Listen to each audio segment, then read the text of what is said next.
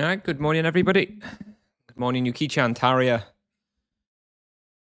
Haji, Voxum, Volkarek, Shemanko. Yeah, good luck, Yuki-chan. Fingers crossed for both of us. Fingers crossed. The plan for today is Warzone. Hello, Gata. The plan for today is Warzone 9, 1 hour. It will take about 1 hour to complete this bounty. In addition to this, I got a free damage parade this morning when I rolled my praise for free. One of those was also Warzone 9 monster, so excellent. And I did a quick 30 minutes this morning just to test. And it was about 3kk loot in 30 minutes.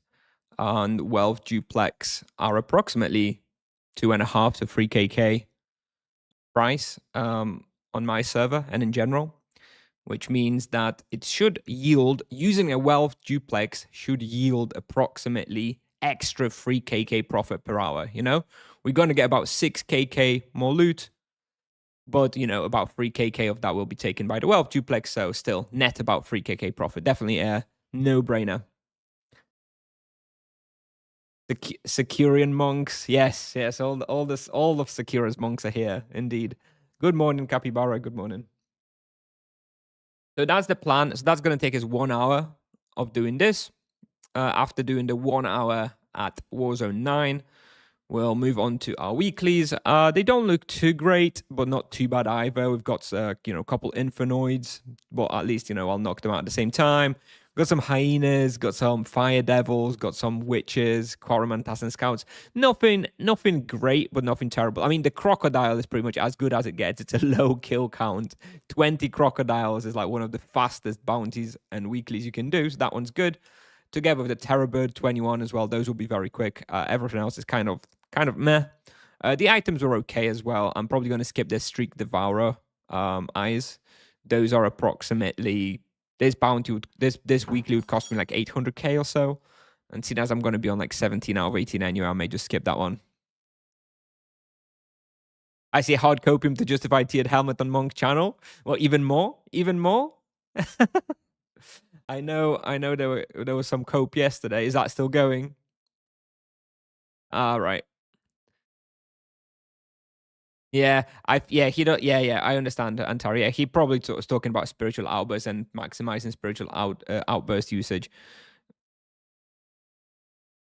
Yeah, it's it is a bit of cope indeed. All right. Yep. I guess people still coming in, but yes, hello everybody.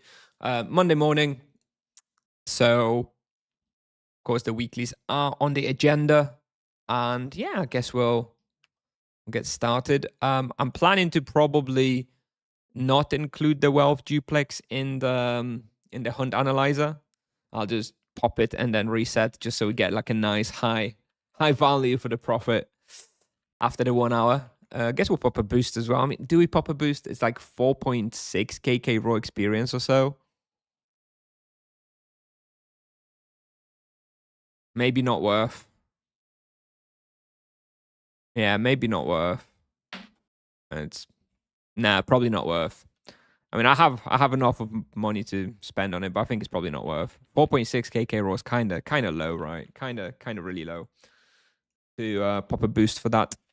Anyway, I guess got 16 minutes on the ring. We've got another one.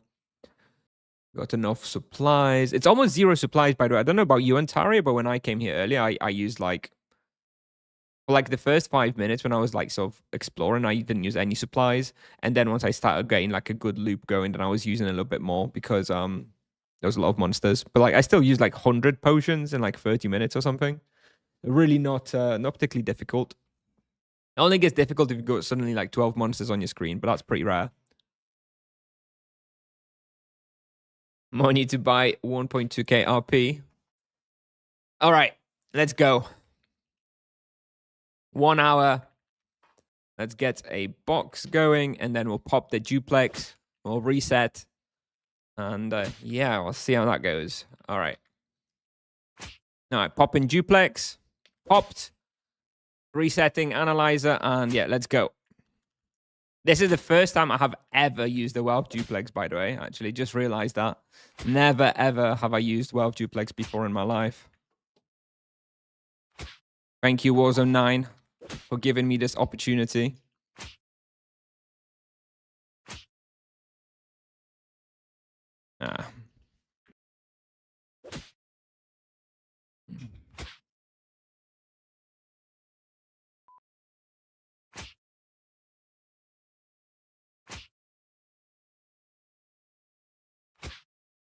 So we'll see where we end up. I think it's probably going to be... I'm going to play a little slower, obviously, when streaming, but I still expect to see maybe approximately 11kk profit at the end of the hour in the analyzer. Something like that. What level is to start charming that Warzone? On what vocation? Monk? On Monk, you can come here at 600 with Sanguine Claws, I think.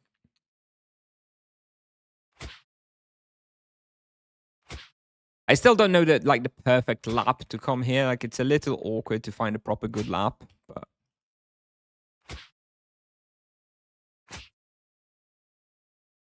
the density is a little strange.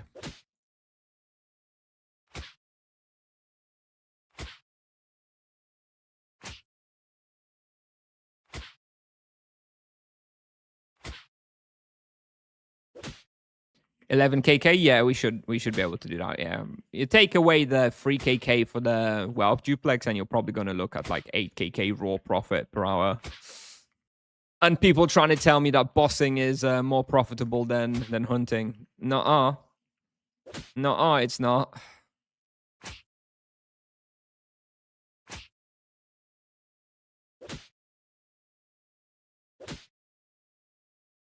Someone in stream was trying to convince me of that yesterday briefly, but no, I don't buy it, dude.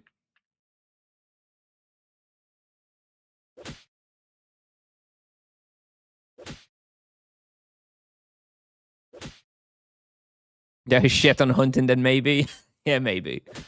300 magmas to get 10kk ring. Yeah, exactly. It's just not... Look, bossing is fun for the dopamine hit, right? When it actually lands, but per hour long term, I don't believe that it's all that worth. You do it because you like it, because you find it fun, not because it's super profitable.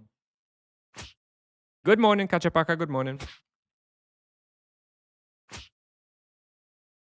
This ball right here is the trickiest one of all when I'm doing Warzone 9, because you can, if you overlure, you can really get like 10, 12 monsters here, and those are obviously still pretty hard. So got to watch out a bit.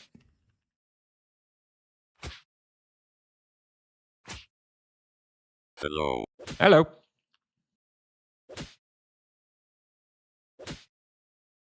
Good morning.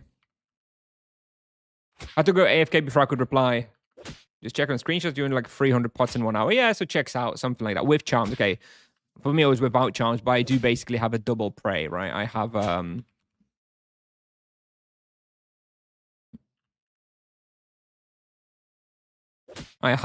yeah, 1 damage prey plus the bounty, so it's basically a double prey. Waiting for people, where is the fun in that? Yeah, no fun in that, is there? No fun in that. No fun in that. Good morning, Vanetti.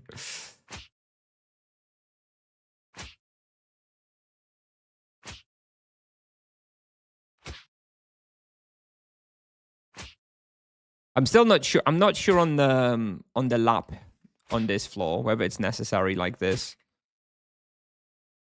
Maybe I'll tweak it a bit. Maybe instead of doing full lap on this floor, which I think is a bit unnecessary, maybe I'll just pull out as many monsters as I can like this and then just finish.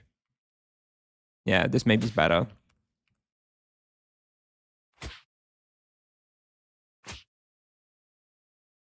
I think this floor, when I was doing it earlier, was a little bit overkill.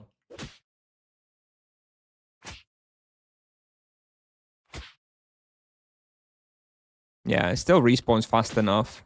I think that's better.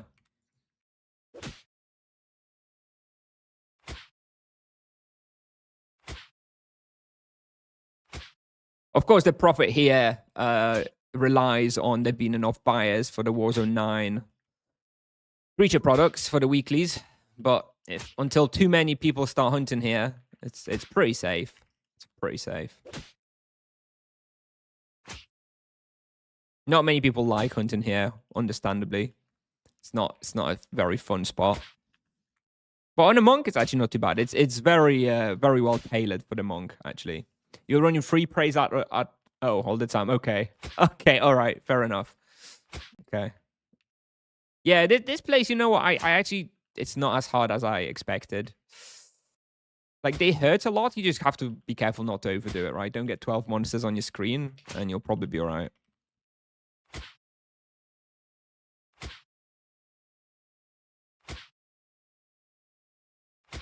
And yeah, I guess if you're doing 12k profit per hour, you're not so bothered if you're going to spend 100 more ultimates per hour, right? True. Who cares? Chug 'em. No problem. Here is this one that I'm always a little. Yeah, look at that. Suddenly half health gone. Yeah, here I've got to be careful. If I'm gonna die anywhere, it's gonna be this pull here, but with the energy ring still as good as it is, we're probably okay.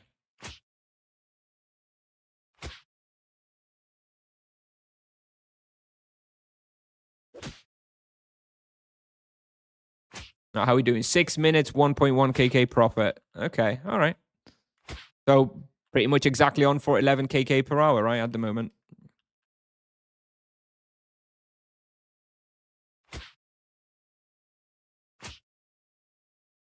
We'll see if it changes. Yeah, I expect that to be more or less the case.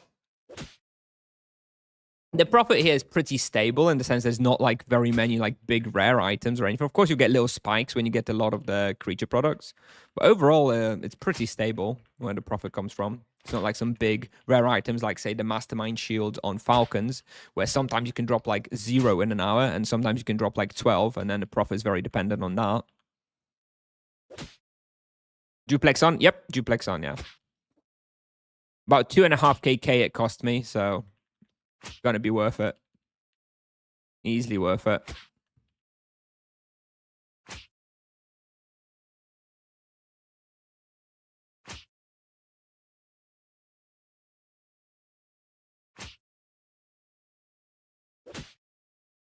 In fact, whenever you go and hunt Warzone 7 or Warzone 9, it just seems like you always need to go for the duplex if you can. The profit is just so good. Is Monk the most profitable vocation?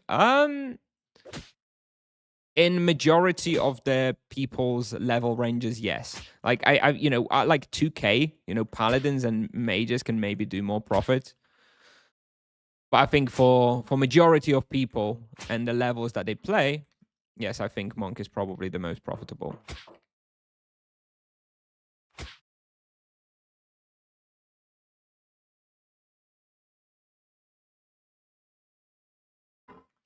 Hello, pal. Hello.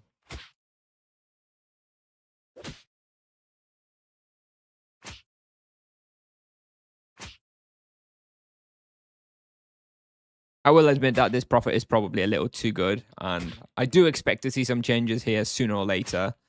Probably the key change that they could do is just reduce the number of weekly products necessary for the amount of items necessary for the weeklies, right? That's the one most sure way of reducing the demand for those items and price. Reducing the drop rate is not going to do a whole lot because the demand will still be the same. The price per unit will just go up. And I don't think reducing like density and stuff here like is a good choice. I mean, the density here is already very low and stuff. Don't make the bestiary even worse. Test server tomorrow? No. But tomorrow is a backup for the test server. It's not going to be yet test server though. For at least another week.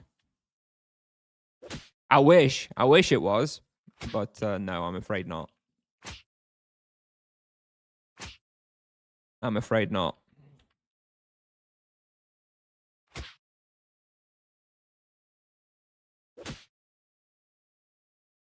Am I overkilling? I feel like there should be more creatures here, actually. Maybe I do need to do a longer pull on upstairs.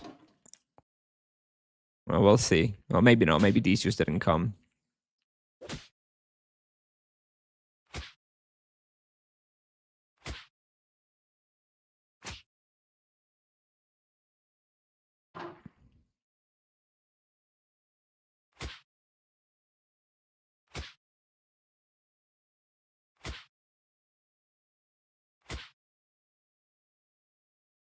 I play on Kalanta. The server I play on is Kalanta.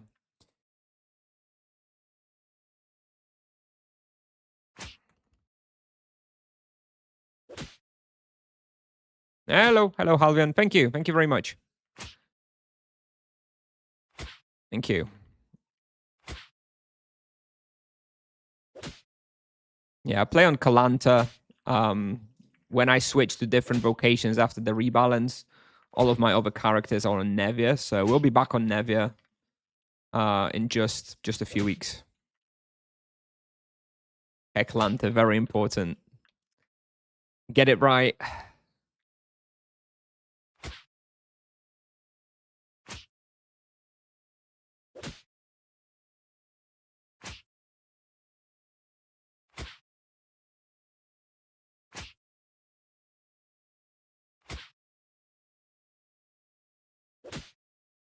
The monsters here are a little slow. Sometimes it's quite hard to like catch them properly with range etc and stuff.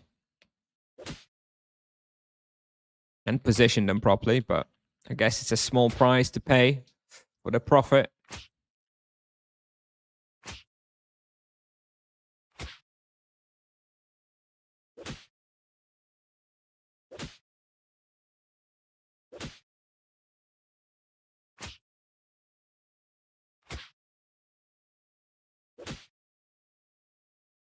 Right, 12 minutes, 2.1 kk. All right. We're on for approximately 11 kk per hour. Maybe it'll be like 10.5 or something, just because I'm probably playing a little slower than usual. But yeah, I've been to Warzone 9 with the first task. Okay, Warzone 9 not as good though. Warzone 8 not as good, right? Like 2.5 kk profit. More pleasant to hunt, yeah. Yeah. Not as profitable though. Not as profitable. Because, you know, more people do hunt Warzone 8 because it is more pleasant. I think you can push like 2.5 to 3 kk profit per hour there, something like that. When is the info about rebalance? Probably tomorrow or the day after. That's my prediction.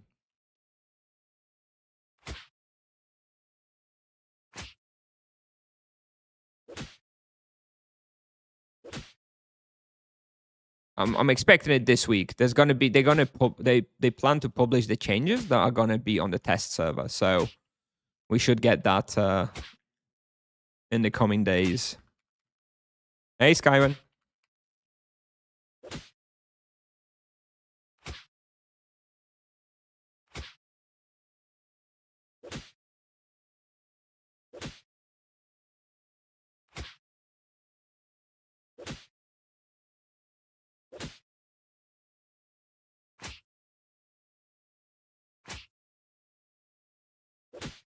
Well, it's not 100% this week, but it's very, very likely that the news will be released this week.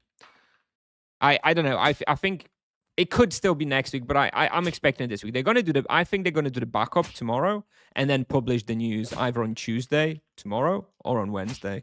It's possible. Look, Tipsoft have been a little weird about this rebalance, so maybe they will do something different than I expect. But yeah, I think we're probably gonna get something tomorrow or Wednesday. I'll be surprised if we don't. 3kk profit when I sacrifice some damage switching to crypt for proficiency. Okay, 3.5 when using claws. Yeah, it's very good still, right? I mean, I feel, you know what? I feel like the weekly tasks have like warped my mind about profit. Like I remember before the weeklies, you know, you would get like 2kk profit and you'd think it's like, yeah, that's really good profit, right? 2kk per hour. You were happy with that. Now I'm like anything below like 3kk. It's like, not worth it, dude. You know, I feel like the weeklies have really made for some like extremely profitable hunts. It's kind of crazy. Will the monk still be good and playable after the rebalance? Of course, the monk's going to be considerably better after the rebalance. It's just not going to play very differently to how it plays now. It's just going to be better, especially for team hunts. So yes, I think monk's going to be great. I think monk's getting a buff overall, significant buff. So yeah, of course.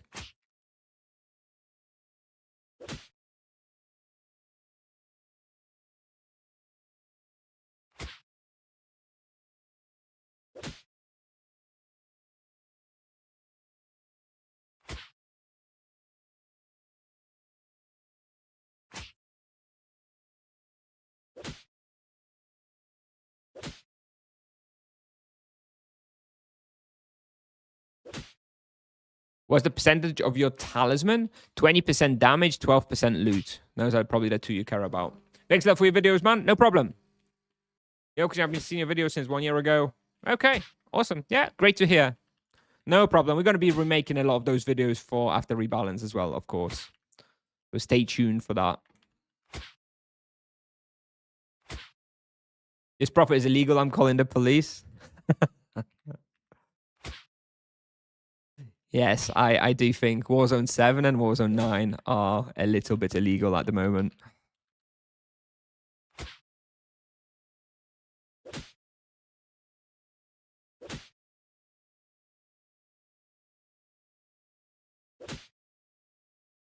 Nope.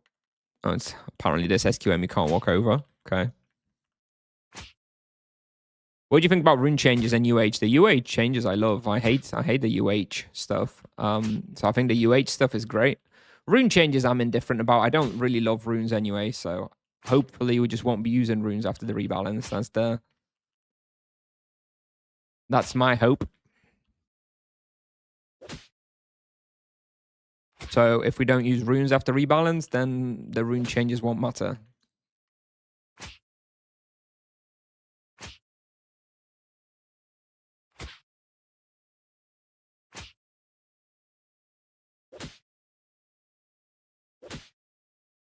More people abandoning Mong, Yuki-cha. Well, see, all you have to do is do nothing and become top 1, top 2. Very nice. Very easy way to the top. They'll come back after rebalance, surely. Surely when the monk is finally good and needed for team hunts, people will come back, no? Aesthetic Strix type of profit. Except it's fully legit. The only non-legit thing is that I didn't include the wealth duplex in the hunt analyzer. That reset the analyzer, but you know, it is what it is. I want to see the actual big profit number. Do you use multi-action buttons on Monk? Yes, I use it for the builders. I have my chain, greater flurry of blows, and flurry of blows in a single multi-action. That's basically it. At least for solo hunting.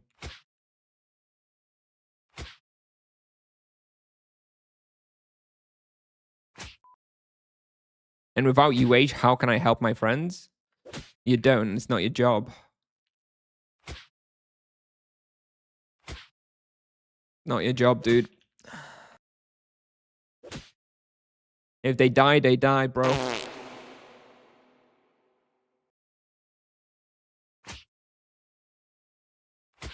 Single target multi-actions? Yeah. I do hate that you can't have four hotkeys for the single target multi-action. That would be so awesome. If you could get forceful uppercut in there. But forceful uppercut being such a long cooldown makes it really awkward to have those on multi-action. I know you just have it. I just have it on a separate hotkey, and I just have to try and track it and remember to use it. A little annoying, but yeah.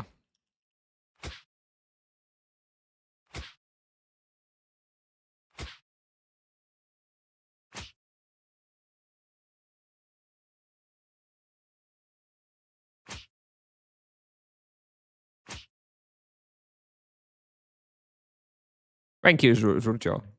I try. I do my best.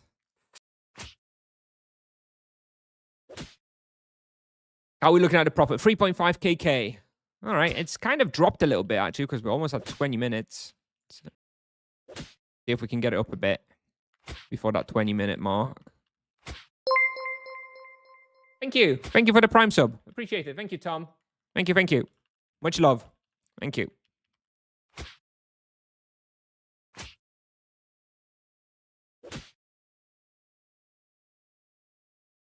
Time for new selectioner. Is this the only thing I could possibly understand from that is the football coach for Poland changing? That's the only context of the word selectioner that I know. Have they fired the coach? Is that the I don't know. Is that the meaning behind your message, Vanetu? Okay, 20 minutes, 3.8 KK profit now. So if we triple that, that's about 10.5 or so. Okay, so it looks like we're going to do about 10.5. I'll take it. I'll take it. Also, this is, it's kind of hard to tell exactly how much of this is, how much profit it really is, because it's all going to come down to how much I can sell the creature products for, right? Average market price could be undermining them. It could be even more.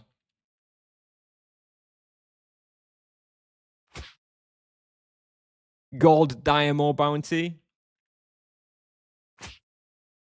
Still pretty profitable there. Still pretty profitable, but clearly not like this.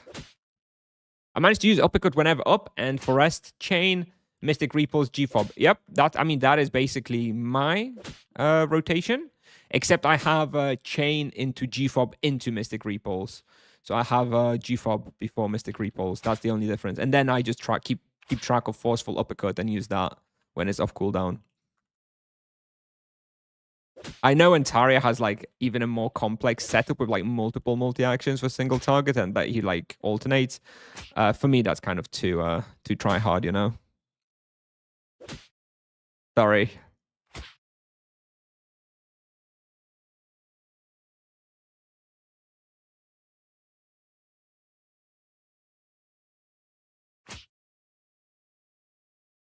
Five? What? Oh, that's what he's talking about, the selectioner. Okay, all right. So you went for a team hunt and you died 5 times. 5 people on your team died 5 times. Impressive. Impressive.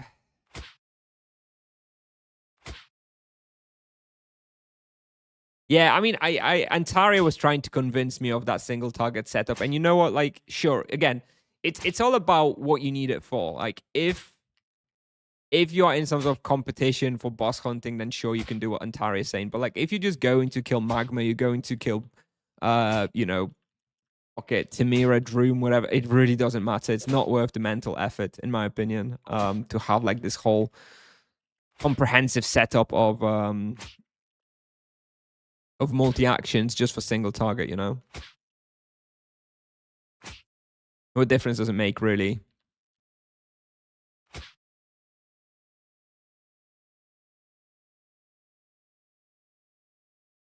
I'm just considering adding forceful uppercut to Tibia vision and just always see when the cooldown is up. Wonder if we're gonna get something like Tibia vision in the client finally, like this summer update or something. God, surely they gotta give us something.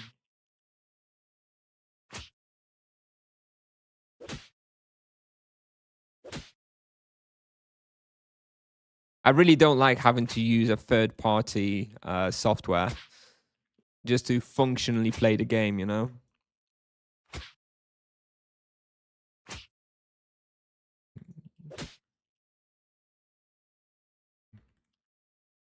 450 EK, where to go to profit?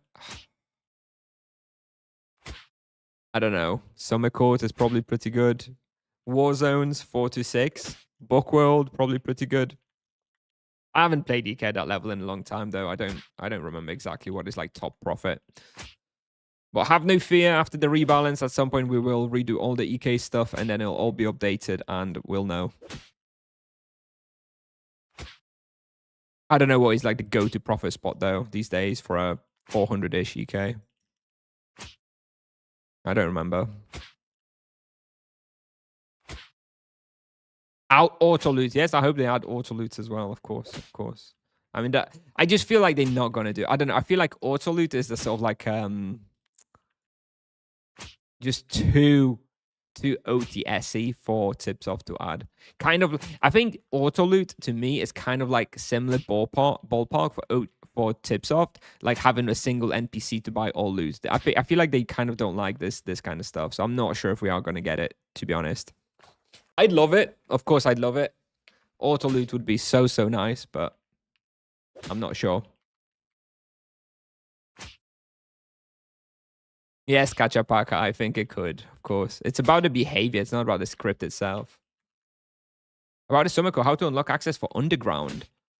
Well, the quest is called Dream Chords. You're going to have to do Dream Chords quest. You can do that solo on a 450 EK.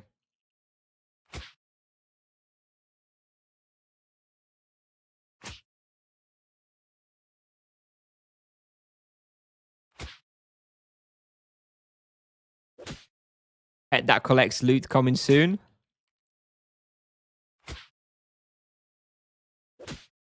I mean, I'd take it. Whatever. I'd take whatever that could collect loot for me, dude. Hate collecting loot.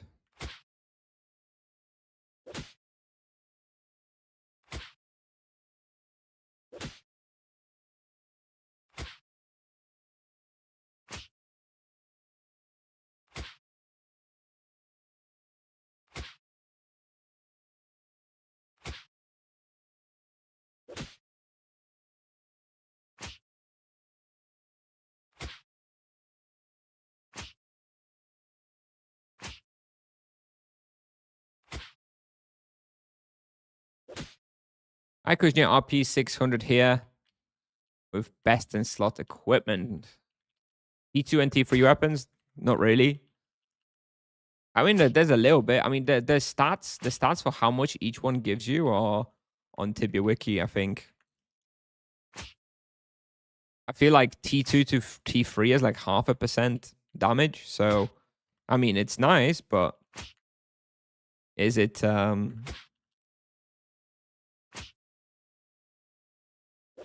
really worth it? I don't know. I don't know if tiers are really worth it.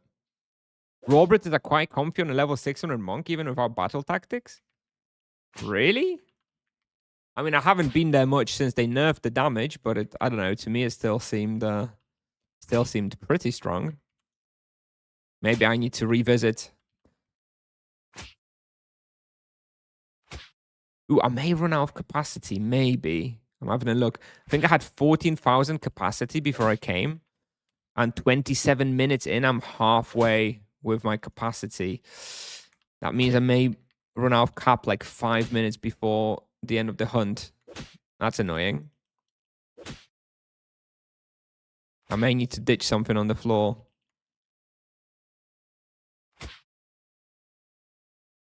Gonna have to figure out what's heavy.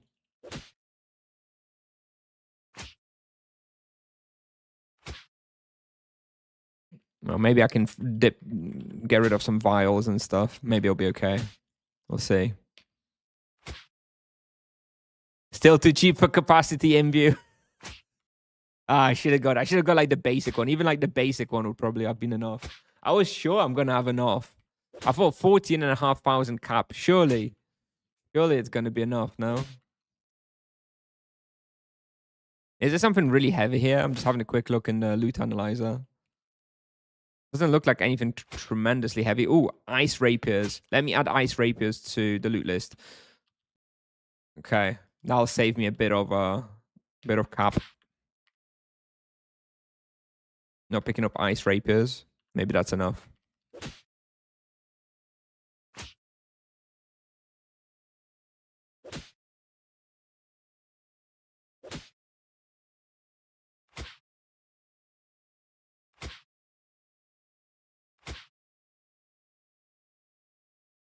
Drunk mechanic removed from the game.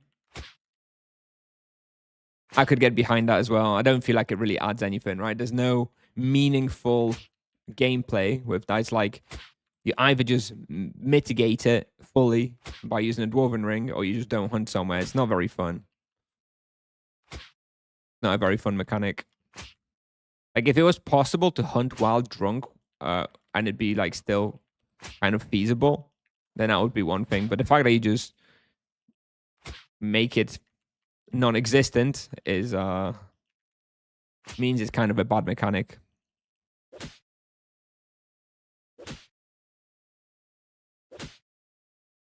Just get rid of Dwarven Ring and balance drunk status somehow differently.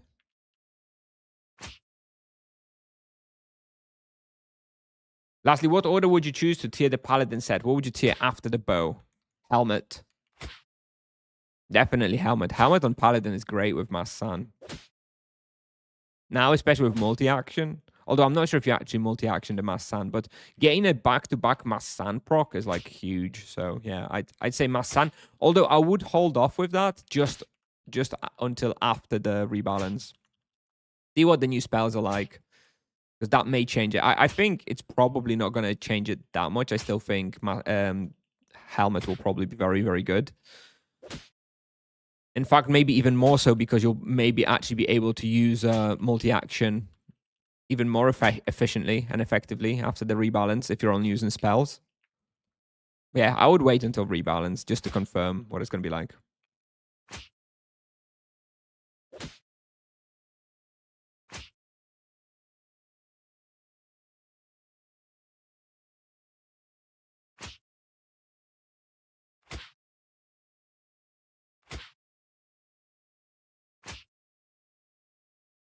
How are we doing? 31 minutes, 5.6 KK profit. Okay, so we are looking at about 11. 10 and a half to 11. We'll end up somewhere there.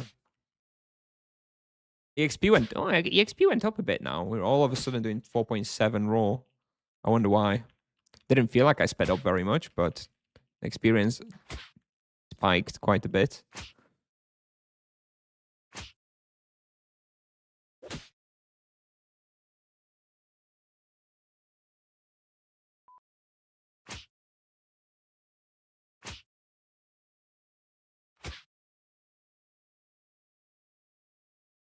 Yeah, man. What's your wheel like? T2 chain. Nothing fancy. Tier 2 chain. And on the greater gem, I have sweeping takedown base damage.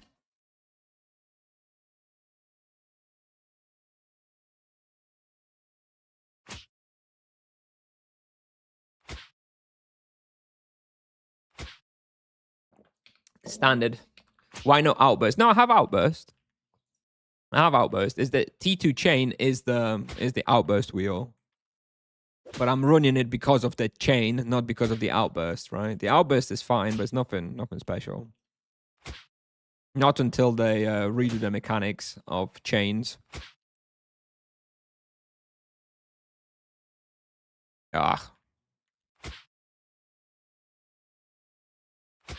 Chain mechanics just suck ass, dude, with the way they seek the target and fizzle out. I can't invest fully into spiritual outburst, great gem, etc. until they decide to fix that or change it. Which it doesn't look like they really want to. I guess we'll find out. Maybe they'll tweak it this test server. Bigger jump range is all it needs. Greater gem for druids, good at what level you think? Don't know. I know nothing about druids, dude. I don't know what greater gems druids even have. So, sorry. Not for me, that one. If we play druid after rebalance, then I'll have a better idea. But right now, I know nothing. Would you recommend bottom left wheel for lower level monks in that case? Yes.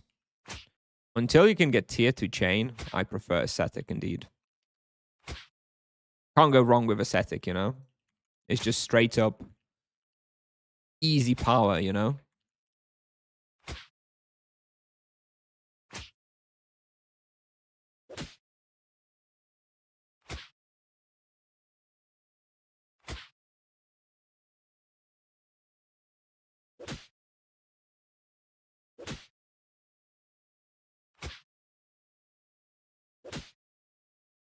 Do you know what is the one thing that I really enjoyed as RPN miss on the monk? Diamond hours per hour and analyzer. Yeah, interesting for... I mean, your experience per hour, if you're familiar with a respawn, also really tells you how efficient you're being, right?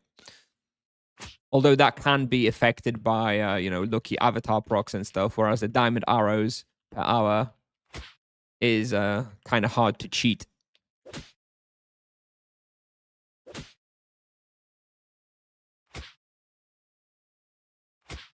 Not really sure how you could have a comparison like that on the monk or any other vocation. Other vocations technically like runes per hour maybe, but also doesn't really work because you often use a lot of waves and stuff on sorcerers. Yeah, I guess there's no such comparison, right? You just need that experience per hour, and if you're familiar with the respawn, then you'll know roughly how much better or worse than usual you're doing. I was never a fan of the arrows per hour because I sucked. I don't know. I feel I've never really been that good at Paladin. 4.9 raw experience, by the way. Experience is picking up somehow. I feel like I've improved the lap a bit because the experience is picking up for sure. 4.9 raw is actually kind of decent.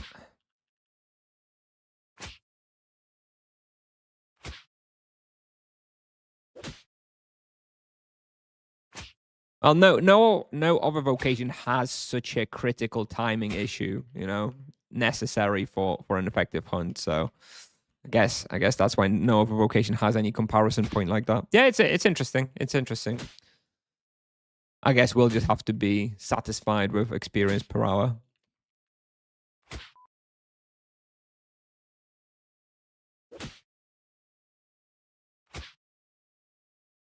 How's the cap looking? 5k left. Oof. Yeah, I think we're gonna run out of cap. God damn it. May need to find another item to add to the skip. What else is heavy but not that worth? Night axe? Maybe night axes. I don't know if they're heavy.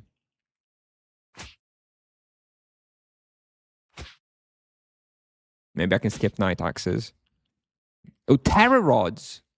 Yeah, I've got 88 terror rods, dude. What? We'll skip terror rods. When we get to like the last 5-10 minutes, we'll start skipping terror rods. What the hell? I have 88 terror rods in 37 minutes. What? That's where a majority of my cap is going. Just put gold ingots on the floor and pick up after. Yeah, maybe. Although someone may try and use the opportunity to run in and steal them. But yeah, that's a fair point, actually. Yeah, you're right. Gold ingots, they always cost, wait, almost 2k. The ones I've picked up so far. Yeah, that is an option.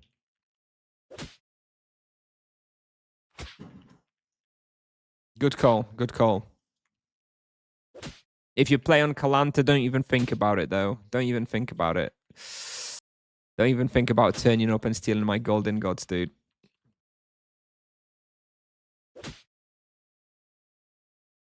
You can run depot fast. Nah, I don't want to break the hunt. I don't. If I'm doing 1 hour for like a 1 hour profit test, I don't want to have to refill for the last 5 minutes or something. Let's just do the full hour, dude.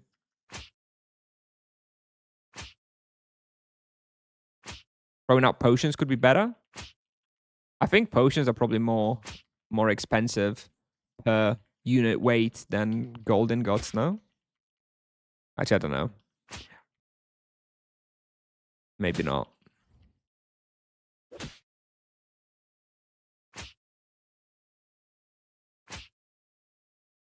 Drop Kamas.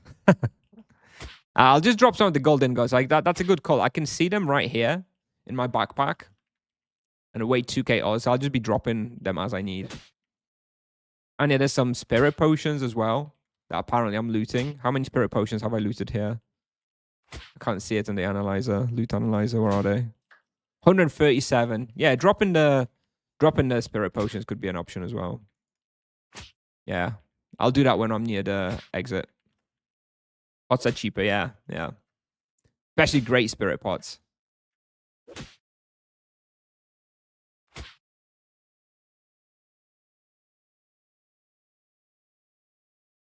Right, 7kk profit, 39 minutes.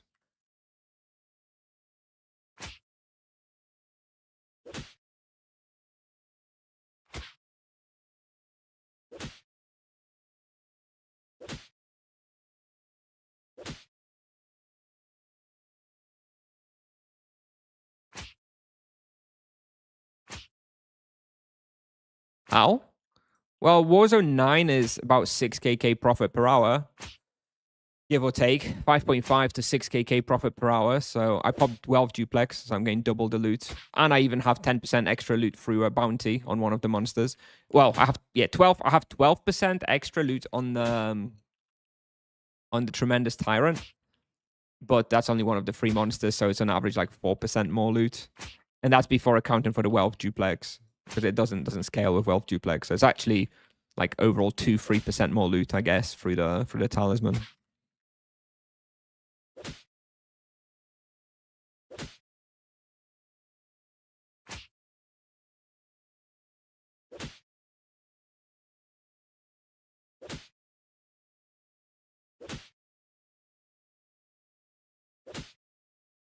I think Warzone 7, at least from my experience, is even a little bit more profitable than this.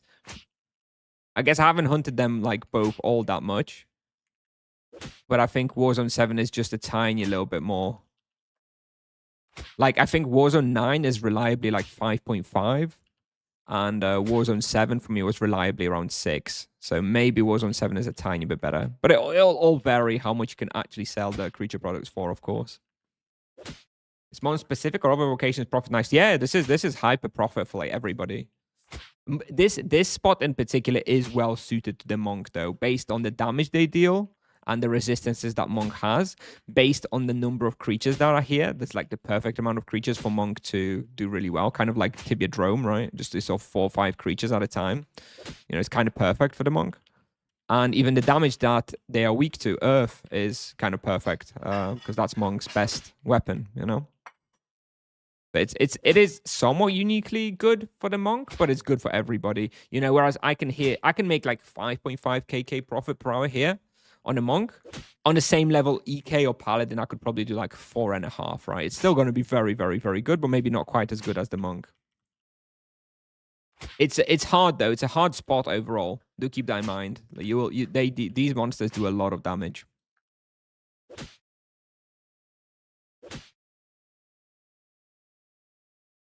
How much of this profit is inflated creature products? I don't think it's very inflated. I mean, whenever I check Warzone 7 and Warzone 9 creature products on the market versus the market price,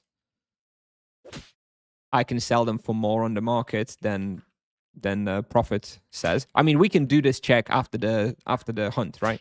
After we do the hunt, we're gonna go. This is what we're gonna do. We're gonna go to the depot and we'll check what is the realistic market price for each item, and we can adjust the value in the cyclopedia and see how much profit we really got. Although, isn't the loot analyzer thingy bugged right now? Isn't there like a bug where it doesn't it lowers your profit over time or some shit? I've been hearing about that. Thank you very much. Thank you very much for the sub, C-Necro. Appreciate it. Thank you. Thanks very much for the Prime sub. Much love. Thank you. Yeah, actually, there is a bug in the loot analyzer, isn't there? So not sure if it will be able to do that. But anyway, we can do the comparison, right? We can do the comparison of what average market price is versus what we could actually get on the market. But whenever I've done this on Warzone 7 and Warzone 9, average market price always actually undercounted, in my experience, what the real price was. So just be curious to see what I'd be without relying on selling the creature products on market at all, if you don't mind, after. Sure. I mean, a lot of it's look, before the weekly tasks, I could make about 2kk profit here. So there's your answer. Probably about 2kk per hour is from regular loot, and about 4kk profit per hour is from creature products. What's with the sorcerer training? You mean sorcerer practice? So I expecting to play sorcerer after the rebalance. So I have a sorcerer and I just kind of want to play it a little bit more. As we get closer and closer to the rebalance, maybe do some easy bestiaries, get more comfortable with using the waves and spells and stuff. Because I don't want to be a total noob when I switch over to the sorcerer, That's all.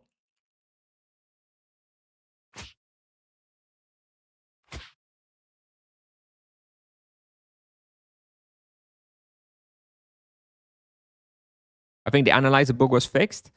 I think it was partially fixed, or at least they said in the patch notes, but I have a feeling that it wasn't fully fixed.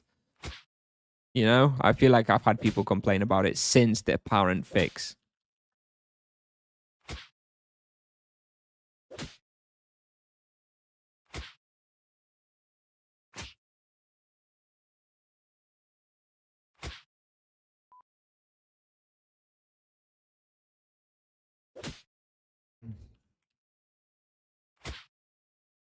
They finally fixed one thing and broke another. Tipsoft? No. No, no, I don't believe it. I do not believe it.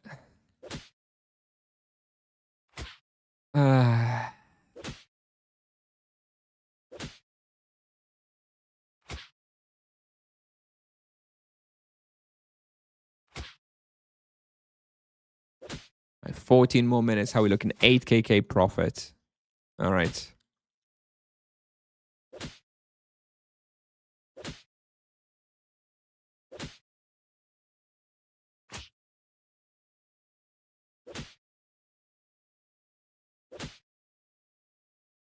$2.8K cap. Okay. Two monsters. Not great. Let's kill them quickly.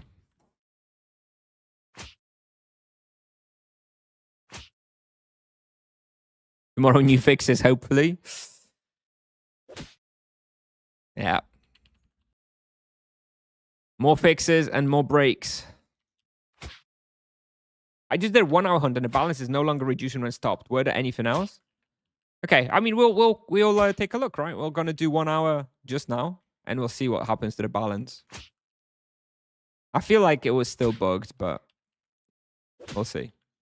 Backpack imbue. I should have put it on, but I don't really use backpack imbues. I mean, a monk has usually tons and tons of cap. It's never really an issue. It's just that I use the Wealth Duplex for the first time in my life. Funny thing is that this one fix was a minor problem for a small amount of people, but the one broken thing is much bigger. Yeah, classic. Are you still playing with Monk after rebalance? Look, I'm still going to keep my Monk, and I'll play it a little bit. Like, I'm still planning to do weeklies every week on the Monk, for sure. And, you know, maybe every now and then I'll go for a little refresher hunt with, like, the weekly EXP boost from the shrine or something like that. But I'm not planning to play it very much. I'm planning to focus on re-recording and retesting basically everything for every vocation. Probably going to start with Sorcerer, into Paladin, into EK. And then we'll see. Then maybe I'll become a new server Andy, you know? I'll be bouncing from new server to new server whenever they launch. Can 1K RP go here? Yeah, absolutely. 1K RP can definitely go here. Still got to be careful. Like, those guys still hit a lot. But yeah, absolutely you can.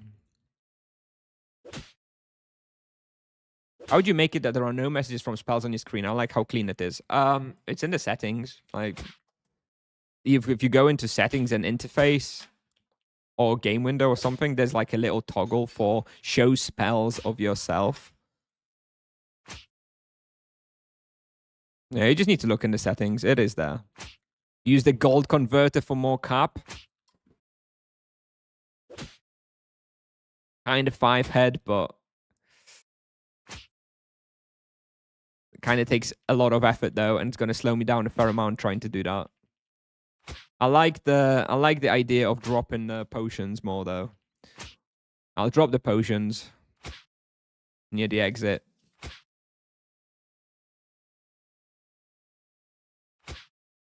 Never mind, it's still bugged. Oh, there we go. All right. Good fix, Tipsoft. Good fix. And how does that work? You can go here for 3 hours? Yes, you can do 3 hours a day, I believe.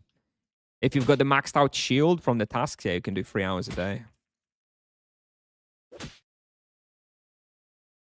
If it's something to keep in mind, though, is if you're going to be hunting here 3 hours every single day, you are probably going to saturate the market, right? You're probably going to drop so many creature products that your profit per hour will drop. So this is kind of a place that you should probably go for like 1 hour at a time and just enjoy the huge profit. But if you go here every day for 3 hours, then very soon the profit will not be quite so good, you know? Supply and demand, bitches. Siemanko. Siema, proszę leave it. Is there any tutorials on how to get there? Well, it's just a quest, and the fact that you're asking about it probably means you don't have it, and it takes quite a bit of access. The quest is called Too Hot to Handle. Too Hot to Handle. You can look up the quest guide on any Wikipedia of your choosing. Too Hot to Handle. Or you can just Google something like Warzone 7 to Warzone 9 quest guide. And of course, I'm sure it'll turn up with lots of hits. All right, here we're going to dump the potions. Let me dump the spirits and the ultimate healing ones. Just here by near the entrance. I'll pick them up later.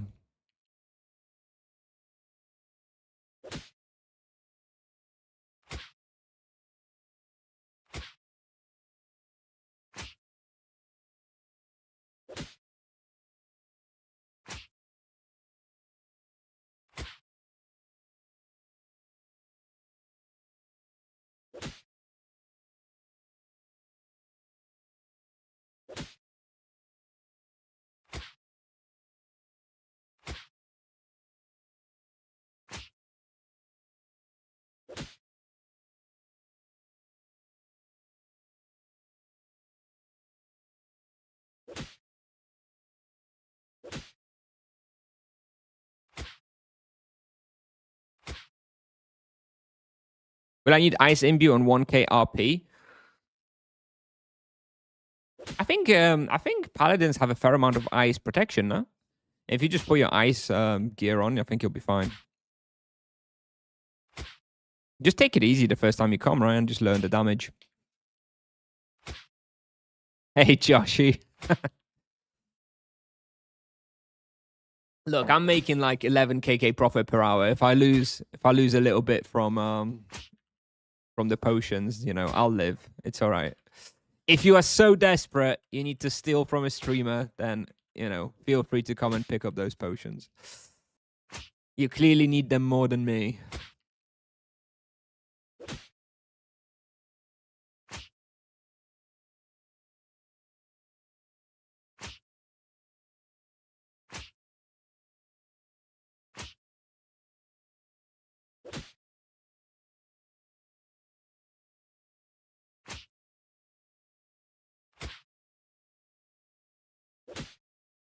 Ice Holy Elven Mail? Really? You think Paladin's going to struggle here that much? I guess Monk is very well suited for the respawn. If you like this profit, out of Lutek, what you may consider is going to Warzone 7. Warzone 7, I think, definitely is going to be easier for a Paladin. It's still the same quest, still the same quest line, it's just a different area. And Warzone 7 is also extremely profitable. So maybe you want to go there instead. And it should be easier for a 1k Paladin, I think.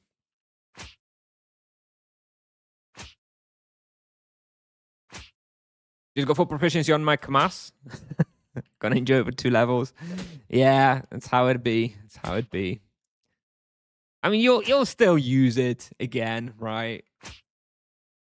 A little bit. But yes, now you're onto the Sanguine Claws proficiency grind. And hey, that one is a lot more fun.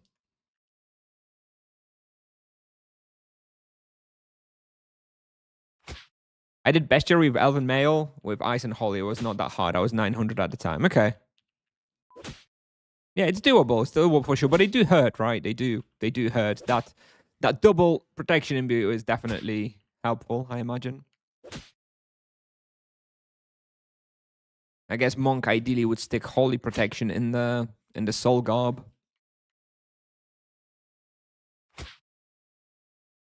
All right, 6 more minutes. Yeah, it looks like we're on for about 10.5kk.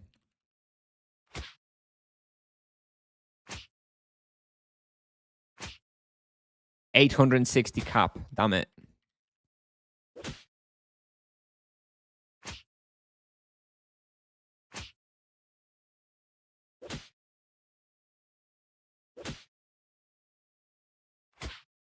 Gonna add the terror rods to skipped for now. I've got 126 terror rods. All right, I've added terror rods to skipped loot. Not gonna pick those up for the next few minutes. So I'm gonna give up. I'm gonna give up like 10, 20k profit from the terror rods. Doesn't matter. Let me throw out the flasks. Nice profit. Hey, chatter. Yeah, indeed. Indeed. Probably the best profit this is the best profit I've ever had because I've never used the wealth duplex before. And this is the first time I've ever felt like it's a no-brainer to use it. You have empty vials. Yeah, just toss them. Just toss them. Always a little bit of cap.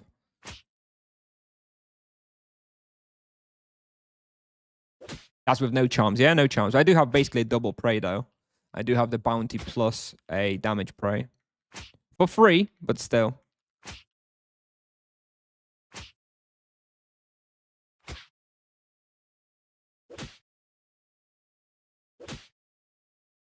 I think it's the best profit ever for solo player in 1 hour. No, it won't be. I mean, hell, Antaria in chat has done a bigger profit here. So, definitely not. You reckon they're going to nerf this? I don't know.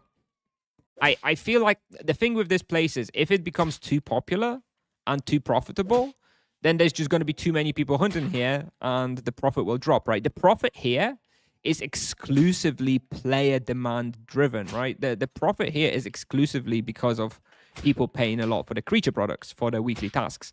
So if it becomes well known that it's so damn profitable, then and more people start hunting here, then the profit will drop, right? Economics. But you know, it's been like this for a little while, especially Warzone 7. It's been like this since December, and it's still very, very, very profitable. So I don't know. And there's no easy way to nerf this, really, because if they nerf the drop rate, then the price will just increase, right? So it won't even nerf the profit. They could just like nerf the density, but then still it's the same issue, right? They're just going to be more expensive. The only nerf that they can theoretically do is just reduce the necessary amount in the weekly task. Because then that's the only thing that's going to lower the demand. Or maybe they'll just remove those items from the drop pool altogether, from the weekly tasks altogether, right? Warzone 7, Warzone 8, Warzone 9 were always very profitable anyway. And adding them to the weekly deliveries has made it like even more broken. And maybe they just shouldn't have added those to the weeklies. Maybe they'll just remove them altogether. Right? I wouldn't be that surprised, actually, if there's a patch note which says, Warzone 789, we're generating too high profits. We have decided to remove them from the weekly deliveries, for example. I could see that, which means that you probably want to be selling your items as you go instead of stockpiling them. Got to tell all streamers to stop streaming their hunts. Yeah. Yeah. You're not really printing money. Yeah, exactly.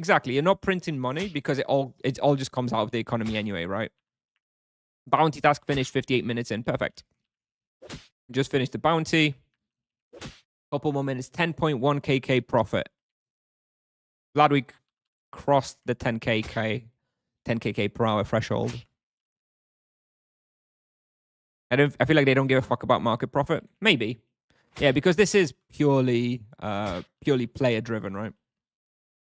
Oh, let me pick that up. 278 cap.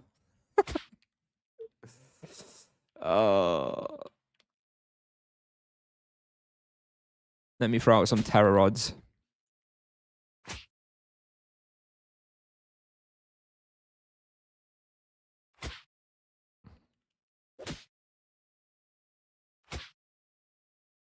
Yeah, they don't like gold generation. If the gold here was from like the items, right? The valuables and stuff, then yeah, they wouldn't like it. But yes, it doesn't matter if it drops from if it's basically from other players, right? The money's just changing hands, it's not being generated. Premium account in 1 hour. Yep. All right, well, here we go. We've got 1 hour. Let me finish this box and then we'll take a screenshot.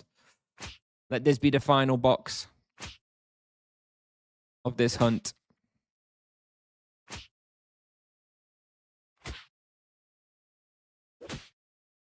I just did one more monster.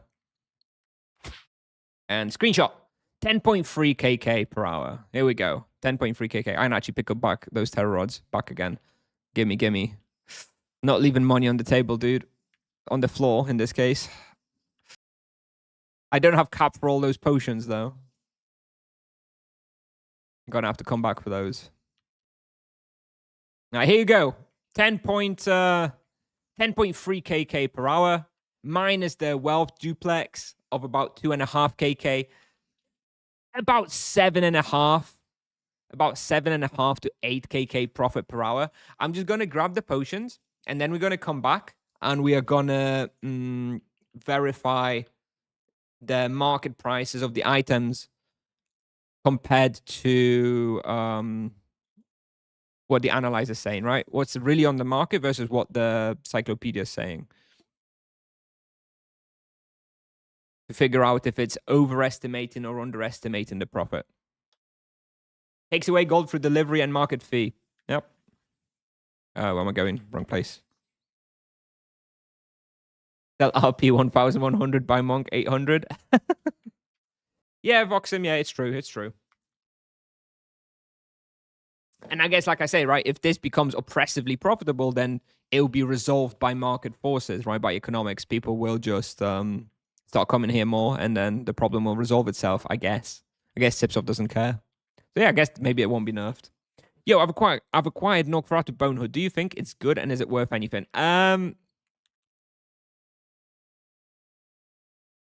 2 physical, 5 eyes. It's for the single target rotation, right? It's mostly for the augment that you want it, for like a single target rotation. Honestly, no, probably not. I don't know. 5 KK, maybe. Max. Worth doing an 8-hour shift on Warzone 9? Well, first of all, Michael, something that you need to know is how the mechanics of Warzone 7 to 9 work. You've got a timer. You can only hunt there 3 hours a day. Then you lose on your shield thingy, and you can't hunt more. So you can only hunt there 3 hours a day. And second of all, because it is market forces, economics, that if you hunt there so much, you're going to saturate the market and it's not going to be as profitable.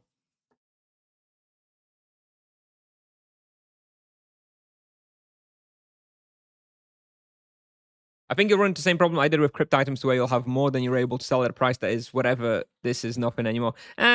If you were hunting the 8 hours a day, yeah. If you hunt here for 1 hour, I think probably not. 16 KK for Nork helmet? Oh, I wouldn't even want it. I wouldn't even carry it with me. Can you show your wheel? Yeah. I mean, I only came here for the bounty and some profit, so. All right, Michael. Okay, I got it. Good. I'm glad. All right. Let me just roll the bounty real quick while we're here. No. Bronze Nork Nightweaver. Nah. Don't like bronze. Don't want to do bronze. Ooh. Gold Rotten Golem. Silver Humongous Fungus. Boltor Brute. If the Boltor Brute was silver or gold, maybe I'd do it. This Humongous Fungus is not too bad, but Warzone 1 leaves has bad memories in my mind, so maybe not. How hard is doing charms? I've always contemplated on going for more expensive characters that have charms but less skills. It's all about what you like to do. Doing charms isn't hard. It's just you have to have a mindset for it and just be doing charms. If you don't like it, then yeah, buy a character that has charms. I love doing charms, so I don't care about characters with charms. It's all about what you like. Rotten creature products are very expensive as well. Oof. 579 kills. Oh, gotta do it then. Anyway, I'm going to roll off this, actually. I don't like anything here. I don't really want to do anything here.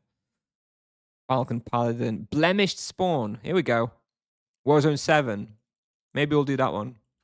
Not now, but maybe at some point. All right. Let me just have a quick comparison of the items, right? What is the market saying versus what is Cyclopedia saying, so that we can figure out how much of that profit was real, right? So let's go one by one. So Cave Chimera. head is listed at 52K and the leg is listed at 32K. Okay. So let's see what it really looks like on the market. 52K versus 32K is what the encyclopedia is saying. So the head, sell off at 70K, buy off at 30K. If I listed those for 52K a pop, I'm sure they would sell. So I think there it's fine, right? I think there it's fine. So I'm going to list them for 56. I think this is more than what the encyclopedia is saying, okay? First item checks out. Second item, this one was for 32 in the encyclopedia, and we have 33 for sale, 23 for buy. I would say this more or less checks out. I would probably list them for just a tiny bit less. Maybe I would list them for 30. But more or less, again, encyclopedia checks out more or less what it's saying that this item is worth, right? Not much in it. Let's keep looking. Tremendous Tyrant. So let's have a look. The Tremendous Tyrant head, it's saying 36K. And the shell, it's saying 40K. So 36 and 40. Let's have a look what it actually looks like. 36. And here you've got a sell offer for 49 at the cheapest and 20 buy offer. So when this one is 36 in the encyclopedia, I think that checks out as well. I think I can list those for 40 and easily sell them. So more than what encyclopedia was saying. And this Tyrant shell, it was saying it's 40. And here we have sell offers for 40 indeed and buy offers for 12.5. So this one actually I would say is probably worth a little less than what Encyclopedia is saying. So this is like the first one, which is maybe a little less. So Encyclopedia was saying 40. I'm going to list them for, I don't know, 32, I think. And I think that's fair. I'm going to list them for 32. And then we have the final one, which is the Varnished Diamond. So here Encyclopedia is saying 22 for the brain and 33 for the legs. So 22 and 33. And the brain here, we have sell for 33 and buy for 11. So the 22 that Encyclopedia is saying is undermining it. I think you can list this one for more than 22. I'm going to list it for 26.5. And that is more than what Encyclopedia is saying. And then this Varnished legs, Encyclopedia was saying 33. And, well, this is an interesting one now because there's no buy offers. But there's a lot of sell offers, but they're all quite high, over 40. I don't really know what to list this one for. Encyclopedia was saying 33. I'm going to list it for 30. Okay? And anyway, my point here is that, out of the 6 items that they have for deliveries, they're all more or less the same, right? There's a couple that I think I've listed for a bit less and 4 that I've listed for a bit more. So overall, I think it's you can't really argue that it's like fake profit that you're not going to sell them for that much because I can guarantee you that all of those items will sell by the end of the week, right? So yeah, so it is genuinely over 10K profit per hour with Wealth Duplex. You still think double focus Harmony Gem is the best option at 1K wheel points? I never really thought that is necessarily the best one. I thought it was most interesting and it could be very good. I don't know that it's going to be like the best one, really. I think Sweeping Takedown and Ascetic and Spiritual Outburst Revelations are probably very, very good. Don't know about the Focus Harmony. They're going to be very fun, the Focus Harmony ones, but I don't know if they're going to be best.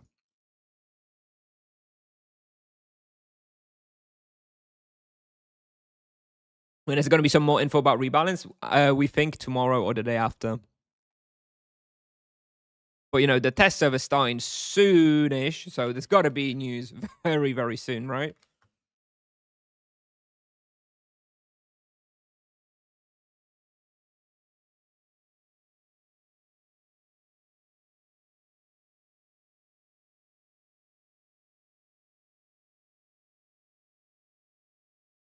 Not even 9K profit scam. Yeah, this lovely analyzer stuff, right? I have a question. If I don't play much Tibia, just a few hours sometimes, would you recommend trying out an OT? Yeah, I think so. I think trying an... Yeah. Well, I have... Hang on. Let me get you a link. I actually have a link for an OT that I play. Where is it? And I even have a ref code for it. I have a ref code for it. That doesn't mean I'm biased, though. I'll tell you that, my opinion, is the best European Best European OT. And yeah, I do think it makes sense. If you don't play that much and you're not that bothered about like long-term progression, even though this OT has quite a bit of long-term progression anyway, this one has like a permanent server that's going to last forever, basically. Yeah, there's one I sent you in the chat. Check that one out. That's the one I've been playing for the past few weeks. Actually, it launched late March. I can definitely recommend it. Very stable, pretty well balanced. Yeah, lots of fun. Isn't retro PvP just very harsh? No, because it's retro PvP, but people in Europe don't like retro PvP. I've played that server for like 4 weeks. Haven't been PK'd a single time. Not a single time has anybody messed with me, and it's not because I'm a streamer. Like people just don't have appetite for PvP, even on OTs, unless it's specifically designed as like a PvP OT. So no, you don't need to be worried about, like, maybe sometimes somebody will kill you, but like very, very rarely. Wouldn't worry about it. Where is your Crib Strike? I sold it. I sold the Crib Strike. Okay. Night Harpy Feathers in delivery. I have it on my Sorcerer as well. Let me show you. I checked earlier. I rolled my weeklies for the Sorcerer. I figured we're gonna do those this time. And where is it? And I've got Night Harpy Feathers as well here. Probably not gonna do that. Even have like blemish spawn stuff. Like this is kind of sus. Like those two kind of suck. I don't know if we're gonna do 16 on the Sorcerer. We'll see. There's also White Tiger, and I don't think I have access to Oscar, so yeah, I'm not sure if we're gonna do those on the Sorcerer. Anyway, back to the Monk. Is it worth to do bounty task, or is it better to for normal exp? Normally XP is always going to give you more EXP than chasing bounties. But bounties sometimes give you more EXP if you get good rolls. And long term, if you have like an upgraded talisman, you really start to benefit from it and actually have like free damage praise and stuff. So bounty talisman is just more of an investment, you know? But it's not really going to yield more experience per hour than regular hunting for a very long time.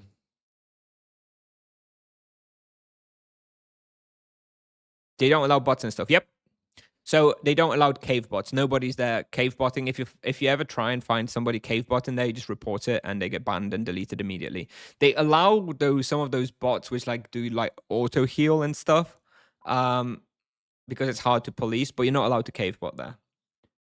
Crypt is not worth. Crypt is the best weapon alongside Sanguine Claws. It's just after rebalance, I'm not planning to play the Monk, and I expect that the Monk and that the Crypt Strike value will drop over time. So I figured I'm going to sell it just to save some money. And if I play the Monk again, I'm going to buy it back. So no, it's very, very good. It's just I'm not planning to play much Monk after the rebalance.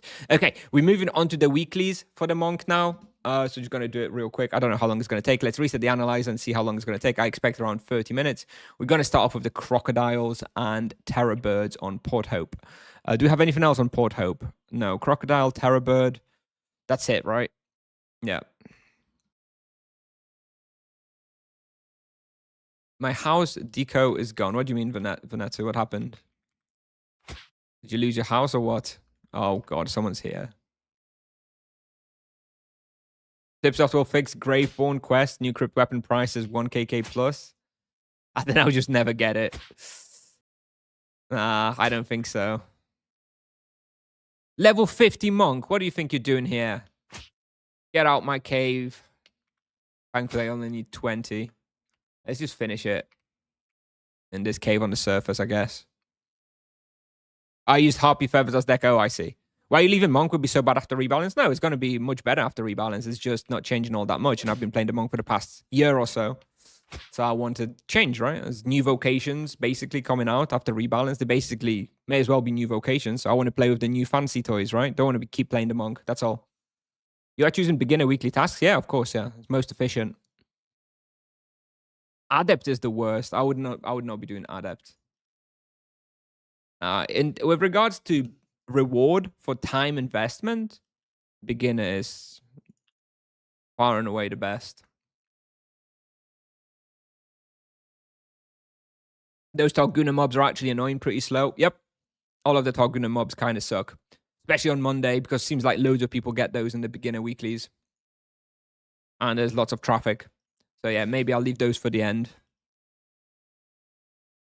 116kk in Crypt Rune Gamba. Nice. Did you get that Crypt Strike, Vanetsu? Chrome flags the installation is dangerous. Do you think it's safe? I know it's safe. It's just they don't have the certificate from Microsoft because it's not like some bit major or official application. I can promise you, Sagitta's 100% safe. Absolutely zero doubt. There's like thousands and thousands of people playing there. Don't worry. I can guarantee it. Going to play Sorcerer or something else? It'll depend on where the rebalance lands. Looks like Sorcerer indeed. How much XP beginner gives at capacity? 200k. It's not about the experience. Still get majority of the experience from the deliveries. But if I care about experience, then, you know, I'd rather get my beginners out the way and then go hunt Nokratus for an hour.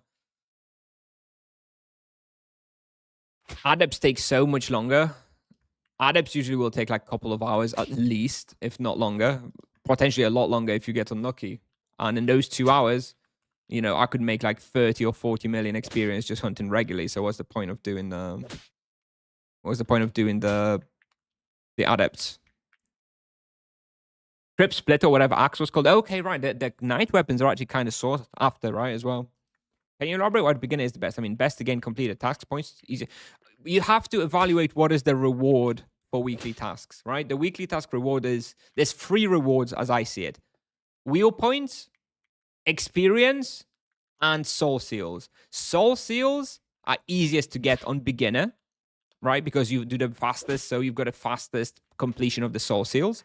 Experience and wheel points, your optimal solution is to go for beginner, do them quickly, and then spend the time you save by not doing adept, expert, master, which take hours and hours and hours, and just using that time to, you know, just go hunt, right?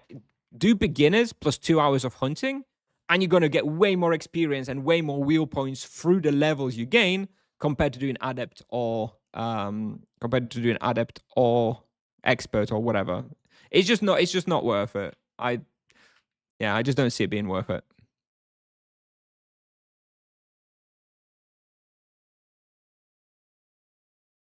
Adept could make sense for charms as well. Sure, yeah. Okay, yeah. If you want to do charms and you want an extra incentive to go somewhere else, then you can do adept. But thing is, the bounty talisman doesn't work on the weeklies, which I think is a shame. I think if bounty talisman worked on the weeklies, I would consider doing adept or expert, but it doesn't. So there's no real benefit to be had. So whatever. Are we going to do witches now? Would you say this version of Tibia is beginner friendly? It's more beginner friendly than it's ever been. I still don't think it's a super beginner friendly game though. I was adept to mix up my hunting spots and drive me towards spawns in my level. Sure. If you use it like that, sure. But it's not efficient. Right, it's still not efficient. If you want to do weeklies in an efficient way, then doing beginners is the way to go. You still believe that Virtue of Justice is worse than Harmony even in spawns where you're killing mostly 3 to 5 monsters? Well, that comment that you're referring to is probably from like before some nerfs. Because no, I think generally Virtue of Justice is better at the moment. It's pretty close though. Pretty close.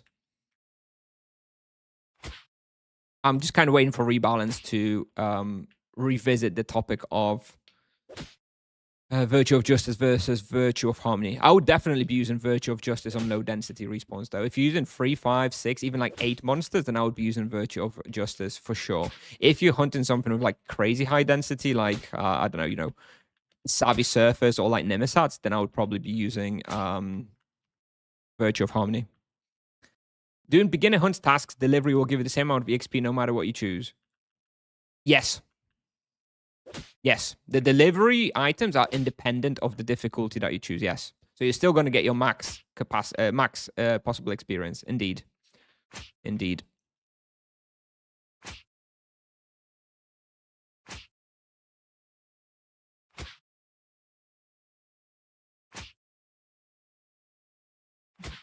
Not that many witches here, unfortunately. I don't know how many there are on the whole floor. Let me open up the next floor as well. I think there's some underground. Let me do that. I also find it better for points for wheel points. Well, but this is the thing, right? Wheel points are basically just a function of how much experience you get, right? So again, if you if you, instead of spending 2 extra hours on doing adept weeklies, instead of you spend those 2 hours actually going hunting, you would gain more experience and more levels and hence more wheel points than you will from the weekly tasks, right? The wheel points are not an argument in favor of doing harder difficulty weeklies, in my opinion.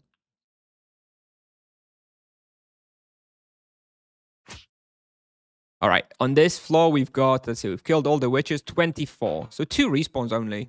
It's not too bad. Let's see if there's any more witches here. Okay, there's one here. Maybe there's a few more. I don't know how many there are on this floor, though.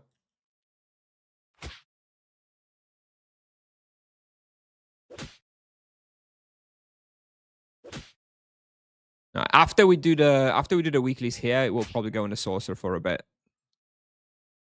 Unless you want wheel points for outfit mount. Okay.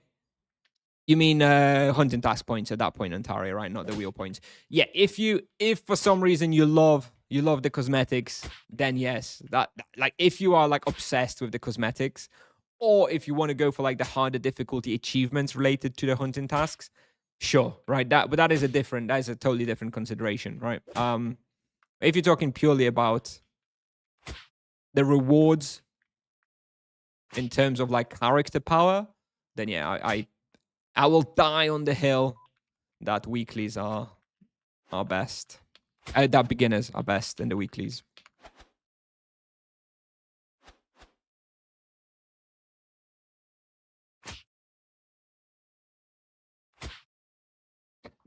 I like at a much higher level, once you like level, 2000, and like the experience you get from the killing, the hunting tasks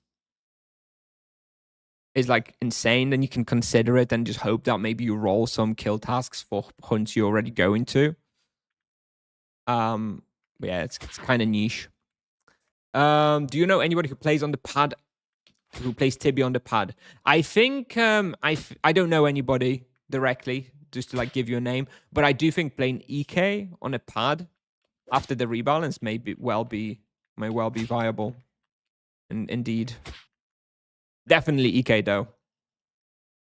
Vex, Claw, Doll, yeah, sure.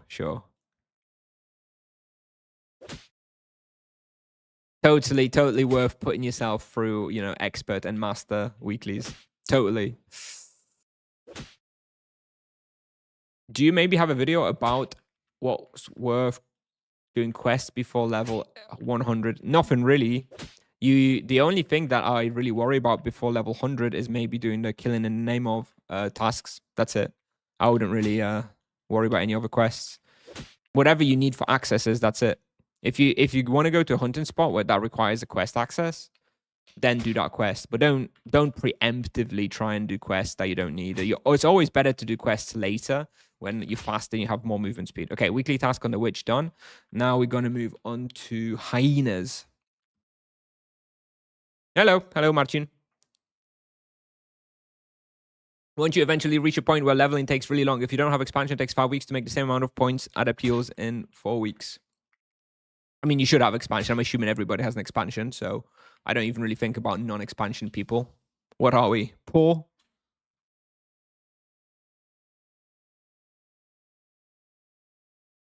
I don't know. I have my opinion. I like beginners. I like just, I like loading in on Monday morning, 30 minutes, done. Don't need to think about it. Don't need to worry about it. Don't need to complain that I've got something really terrible. Very nice and simple. I'm happy with it. I'm not planning to change that.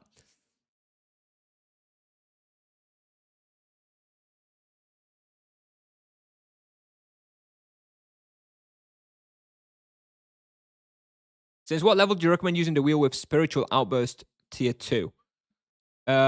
Yes, when you can get tier 2 chain penance. So let me have a just quick check. I always forget. Let me just make a wheel. T2 chain points. Just because I always forget. Dude. What you need for this. So this is the great gem wheel. For this you need 822 minus 97 or 725 points. 725 points. Let me rename this. How do I rename this? Rename. Can I rename this?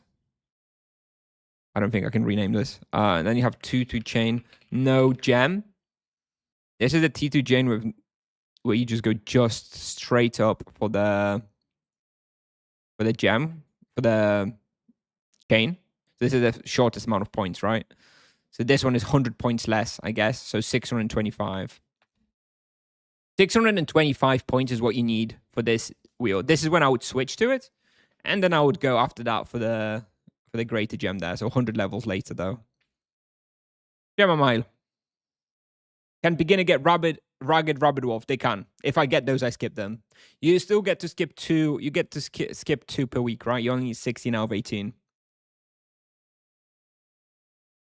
But yes, you can get unlucky and get ragged rabbit wolves indeed. Yeah, so you need 6 to 5 for T2 chain without the gem and 7 to 5 for T2 chain with the gem. And at those levels, I would switch. So I guess I would switch at 6 to 5 points, which I guess is like level 665 for more people, assuming no upgraded gems and no scrolls. 665. Assuming you have the 10 points from the shrines, which I'm sure you do. 18 out of 18 or bust? Nah. Is it worth to buy no armor T2 on Paladin? I think so. You're going to be using that armor for a very, very long time. It's basically best in slot. So yeah, I would get it. Do you know the average price for that? You know, I wouldn't have had a clue up until like yesterday, but literally somebody was talking about it on my Discord the other day, and I think it was 105 to 110 KK is like the average price. So something like around there, around 100 KK.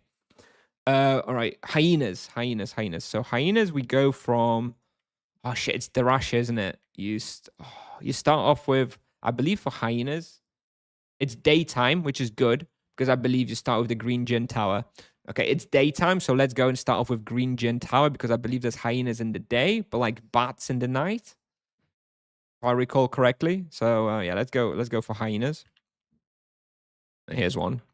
And I think, yeah, I actually think there's a few here on this level as well. Let me just have a quick run through. I feel like there's a few hyenas here somewhere. 2, yeah. Okay, excellent. 3, 4, 5. There's a few here. I don't know if there's some there. Is there any here on the way to this tower? I'm not sure if there is. If there are. No, none here. Oh, sorry. Turn it off. More hyenas here. Another one. Okay, I forgot there were so many here, actually. Okay, so I've got quite a few here. Then I saw there was some on the ground floor, so let me go pick those up.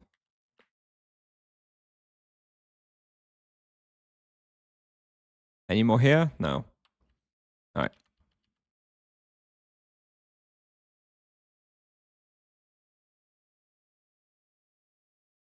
No skipping. There are high scores for completed weeklies. Oh yeah.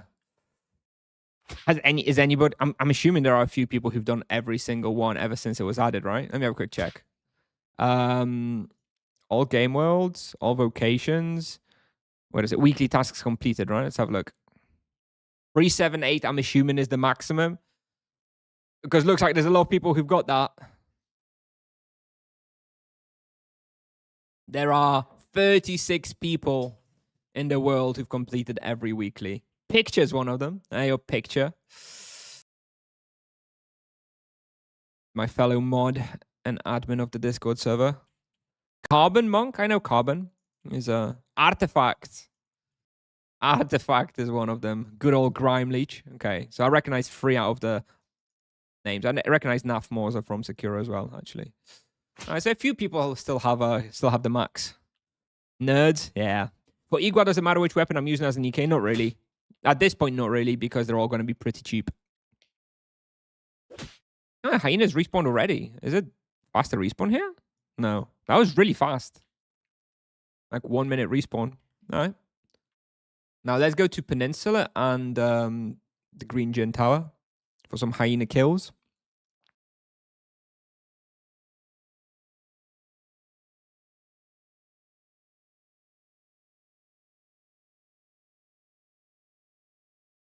One, 2, 3, 4. I think there's 5. No, there should be one more, maybe. I'm misremembering. 6 even. There we go. 6. And then there's a few here, right? Here we go. There we go. And yeah, it's better in the day because I think in the night these hyenas are gone. I think they're like bats or something.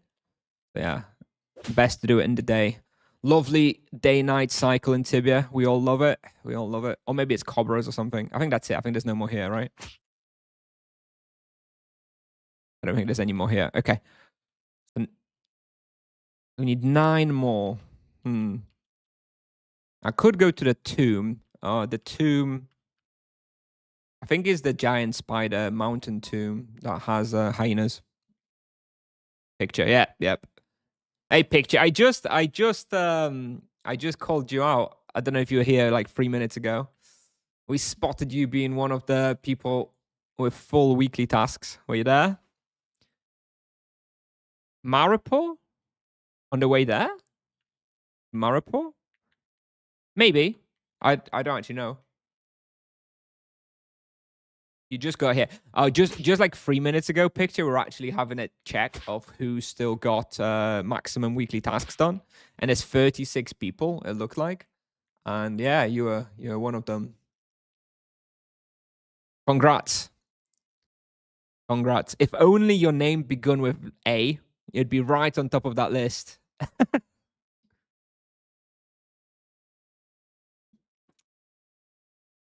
Right, here's some more.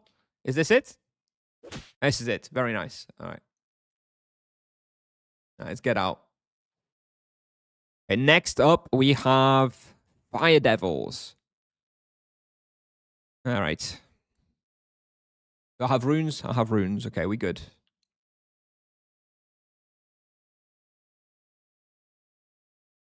Fully committed to keep this streak. Yeah. Did Guardian of Tales solo twice? Oh, you're doing experts, right? Jesus. Yes, yes. I know. We go in Fire Devils in Spike Sword Quest. Come on, Niemashratzi. Come on. I know where to do Fire Devils. Come on.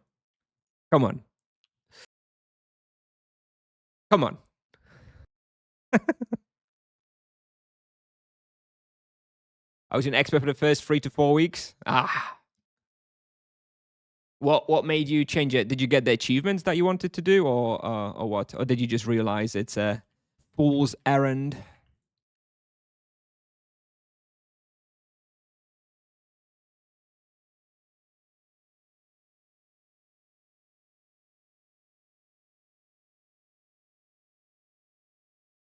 "50 years later, descendants still maintain the family tradition of performing weekly tasks." How old do you think Picture is? I mean, 50 years from now, he can be doing it himself still for another 20 years after that. Surely. All right, Fire Devils. We're gonna have to wait for respawn, I think. I think there's not quite enough to be done in a single lap. I think there's like 25, 24, and I need 42, so I'll probably need to do a couple of laps. Nice.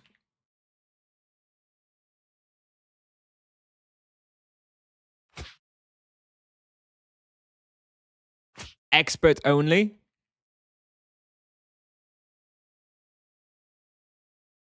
Oh, you only qualify for the top one if you've only been doing experts. Beginner's too easy. Beginners is cheating, is it? So look, 24 Fire Devils. Okay. So you're going to have to wait for full respawn. All right, let me go up and we're going to wait for a respawn. 24.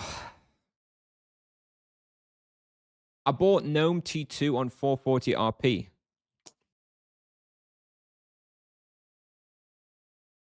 "35 years old is my blind guess for average Tibia player." No, I'm 33, so accurate.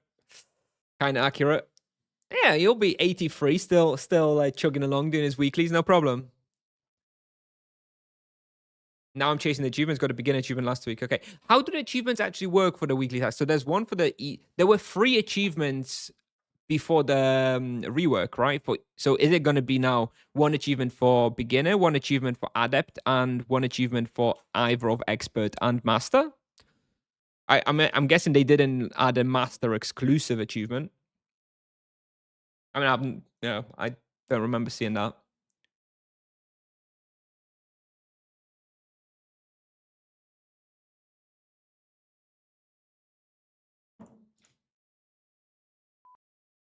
After 40, the meta for dailies is to have a kid and have them do them for you. That's the plan. That is the plan. Yeah, that's it. Okay, all right. So I get it now. So if I cared about achievements, I guess at one point I'd start doing adepts or experts. But thankfully, I don't care about Tibia achievements. Lucky me. All right. After the Fire Devils, we've got Quorum and Tassin Scouts. 35. It's probably Garoma Underground, right? I think it's going to be Garoma Underground. You're going to go to like the giant spider island, clear the surface. I think there's like 12 on there. And then go do a loop in the underground. And then come back and finish off on the giant spider island again, right? I'm guessing. Oromond raid? I don't think there's scouts. There's Quaramentas and scouts there. I think Oromond raid only has their predators, hydromancers, pinchers, and constrictors. I don't think it has Mantassins. So no, Oromond raid won't work. Doesn't breaking 50 Horestus jars sound like a fun time? All right. So here's the thing. The 50 Horestus jars is a horrible achievement, but that's not actually an achievement I have a problem with. To me, this is actually an achievement that is an achievement. Like, that is a big investment. I don't like that you can kind of cheese it with world transfers. I feel like you shouldn't be able to world transfer. But ignoring that, I actually think the Horestus jars is just a broken achievement, but it's an achievement. I think, 50 should be lowered to like 5 or 10, and I think it would be a fine achievement. My problem with Tibia achievements is that so many of them are equivalent of spend an insane amount of money to get the achievement. That's it. Buy an egg for a mount to get the achievement. So many people have so many of these expensive mounts and outfits that they can't use, can't showcase just because they wanted some arbitrary achievement points. To me, that's a problem. I like achievements that showcase an actual achievement of doing something. Like, I really like the achievement, for example, for Meta Genius or whatever it's called, the one in the access quest. Is it in Engel or somewhere? I don't know, wherever that quest access was, where you have to do those collars, right, of the blobs. Like, that I think is an amazing achievement. If all achievements in Tibia were like that, I would love achievements. But I hate achievements which basically boil down to spend 1 KKK to get 5 achievement points. Bullshit. It's bullshit. That's why I don't care about Tibia achievements. When is the Sorcerer training montage? I guess as soon as I finish the weeklies here. How do I get as good at the game as you? Basically, Bezalin is asking. How to make the same numbers as me? I don't know. It's a difficult question. It's just practice plus focus on improvement, I guess. I don't know. I mean, not everybody's gonna be great at video games. I think, otherwise everybody would be an esport player. But I don't know. It's primarily just practice. All right, weekly task done. I like my title, Midnight Hunter, kill 25 Midnight Panthers. Yeah, that one I like as well. I think that a title or an achievement for killing Midnight Panthers, again, I think it's kind of cool. Again, it can be kind of cheesed by offering people that you're going to pay them if they let you know of a Midnight Panther, but still, I kind of don't hate that one as much. But I really don't like the ones which are like, get a hyper expensive mount. What I would prefer for achievements, for example, so say you've got the eggs from the World Devourer, right? That's a good example of like ridiculously expensive achievement, which boils down to spending 1 KKK to buy the egg from someone. What I would prefer to see, instead of getting an achievement for using the egg, I would prefer the achievement to be for dropping the egg, right? If you loot one of those eggs from World Devourer, then you get the achievement. That I could totally get on board with, and I would really like the achievement. Just using the egg basically just makes it boil down to paying for it, which I don't like, right?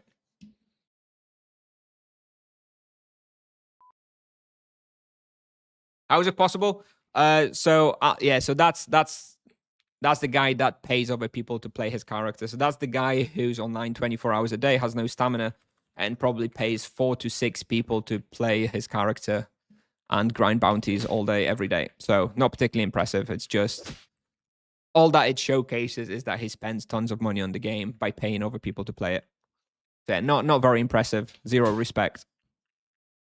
You don't have to buy it. You can drop it yourself. Yes, but you know that everybody who goes for achievements do not buy it, do not drop it themselves. And what about smart thinking achievement? I don't remember which one that is. I don't know. Isn't that the one that's like unknown or something? I thought that was the one that's not known yet. Maybe. 4 Pharaoh hats. Yeah, exactly. I mean, I don't know. It's just that's those achievements which are so expensive that realistically you just have to pay for them. That's what makes me just not be interested in achievements. I love the achievements for like quests, for example, like for completing like some quest that is unnecessary. For example, I know that the jester outfit, what a foolish quest, has a tons of achievements linked to it, and I think that's great. Like it gives you an incentive to do some quests. And the achievements are part of the reward, and that's cool. But again, I don't really care for it because I'm still not going to be anywhere near high scores with achievements because of all the expensive ones, which I'm not willing to spend on. Basically making all of achievements obsolete for me. Anyway, that's just my view on achievements. I don't like them. I like achievements in all other games, but as long as they are achievable by yourself. Like, I mean, getting all the World Devourer mounts by yourself, I mean, they are only theoretically achievable solo by yourself, right? In practice, they're not really. All right, let's see if we can find some Mantassins somewhere here. Is this your highest solo level character? Yes. Yes, it is. Port Hope Water Elemental is good for scouts. Indeed, you're right. You're right. I should have gone there. You're right. I forgot. Well, now that I'm here, I'm going to do it here probably. But you're right. Yes, it should have been the Water Elementals in Port Hope. I was even there doing the Terror Birds. I don't know why I didn't think of it. Of course. You're absolutely right. Let's see how many we can find here. If we can't complete it, if there's like none here, then maybe we'll. Do I have all the Quara Scouts bestiaries done? I do. Okay, I do. 10 years of Tibia playing and you can probably get all World Devourer mounts? You think so? You can kill 26 World Devourers per year. 10 years, that's 260 World Devourers. I don't think that's anywhere near the real drop rate, especially for 2 of the eggs. I don't think 10 years is gonna get you there.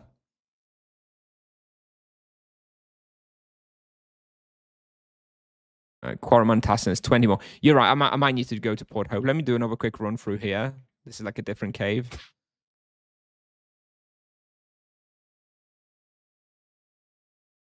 Getting 100% achievements is fun, but not in Tibia. Yep. Yeah.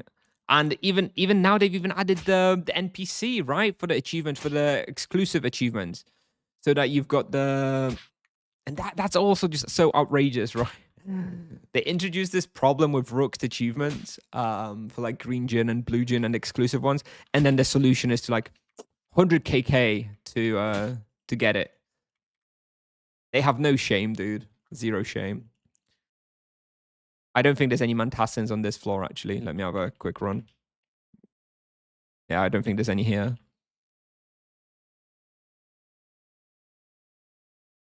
Doesn't have to be on one character. Well, if you want full achievements, and if the achievement was for dropping it, then it would be on one character. But yeah, okay, fair enough. Still, I don't like it. All right, we're gonna run out, I think, and finish in Port Hope. Yeah, that was a good call. I forgot about Port Hope, of course. Indeed, Port Hope much better. The one that only resets a single particular quest for 100kk. Yeah, ridiculous, crazy. Not for me, dude. Achievements not for me. The smart thinking that no one yet unlocked, but which the characters have on the Monk test server, and this was also confirmed in an accessible achievement on the forum. I think one person has it now. I think one person has it on Real Tibia, but hasn't shared how to get it. If I recall correctly. They forgot to add the other quests there. I don't know if they forgot to add them. I think they confirmed that they're planning to add them, but for some reason they haven't, I don't know, haven't figured out how to do it.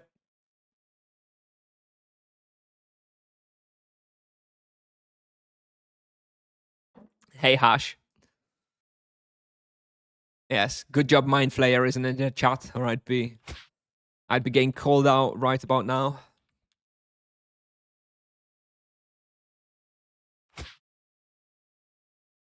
Now let's see if there's enough here to finish the weekly. I think there may be just about enough.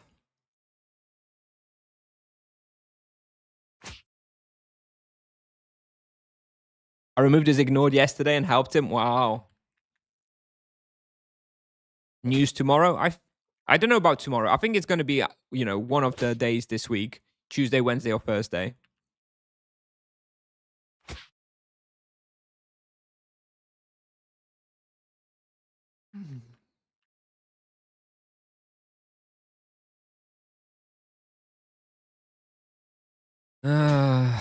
Mind Flayer. What a character. He definitely adds some flavor to the Discord. That's for sure. Okay, we're missing one Muntassan scout. Damn it. We're going to have to wait for respawn for one of them, dude. Unless I've missed one, but I don't think so. I don't think I've missed one. Ugh. Unlucky.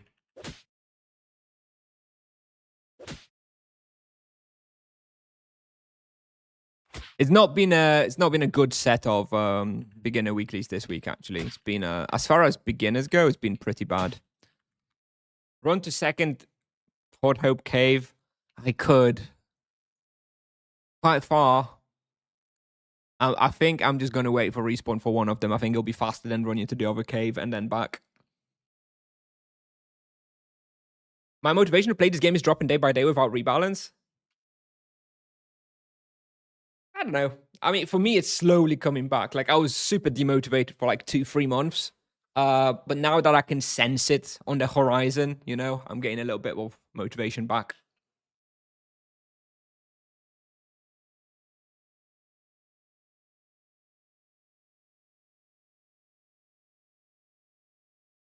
Infernoid, yeah.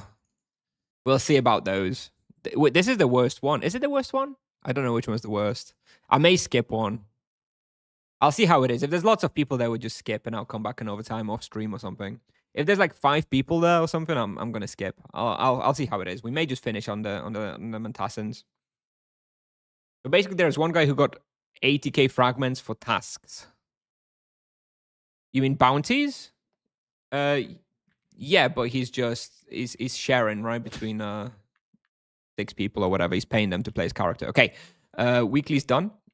Here, let's go to Targuna, see how busy it is. I am 230 RP. Do you think I should start thinking about Animus? No.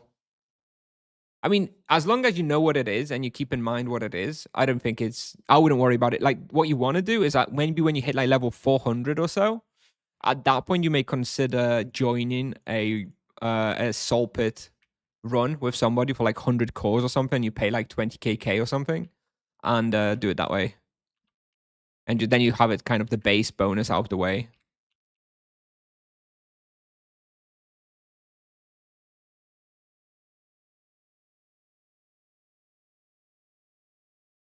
What is this shit? Are you kidding me? I mean, this is for 20 minutes ago, but what? What? What? You can't. No, I'm not having this. No, I'm not having this. He's gone though, thank God. But what? What? What?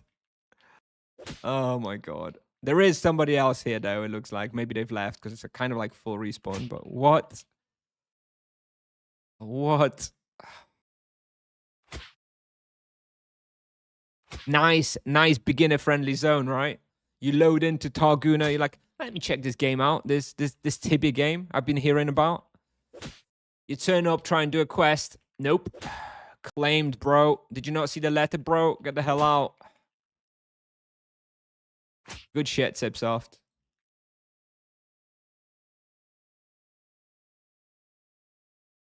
I have the blobs as well, Latiso. I'm thinking about just doing the blobs and skipping the spirituals, you know?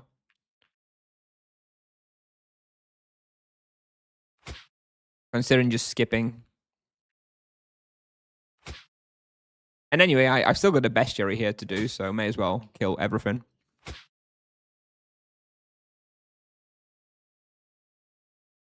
Hey, Kai. Lovely to see you, friend.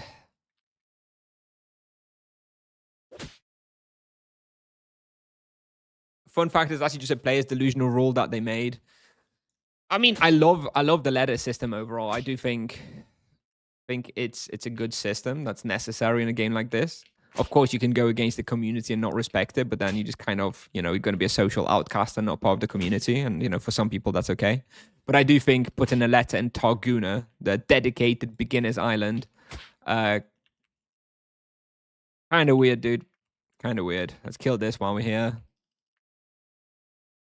Easiest boss in the world, dude. One shot, bam. Spawn in Targuna feels faster than other spots. I think it's a little faster. I'm not sure if it's like... Not like rapid respawn or anything, though.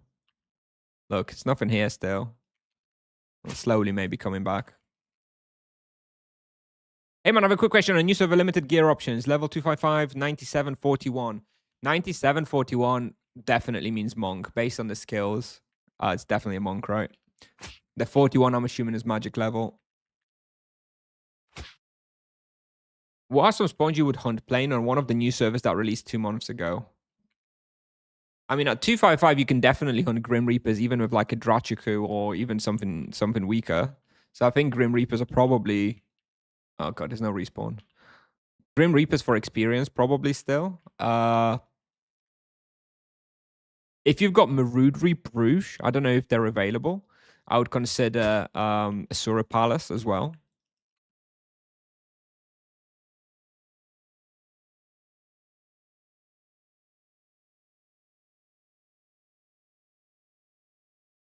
I don't know. I would probably Benuta. I think deeper Benuta would probably be fine as well. Honestly, I would just look on the list on Tibia Pal, the hunting section, and just basically subtract or add, like extra 50 level requirement, 50 to 100 level requirement based on the fact that you have no skills and no gear. So just go wherever like level 200 spots or something. What about Nibblemores? I think it'd be a struggle at 250 with no gear. I don't know. I'm not sure. I think Tipsoft could place something like blackboards on the popular respawns entrance so people can write it and be somewhat unremovable. I think it's a hard problem, though, because people adjust their hunting times, right? Making it unremovable and hard to edit. Maybe add it, but save edit history.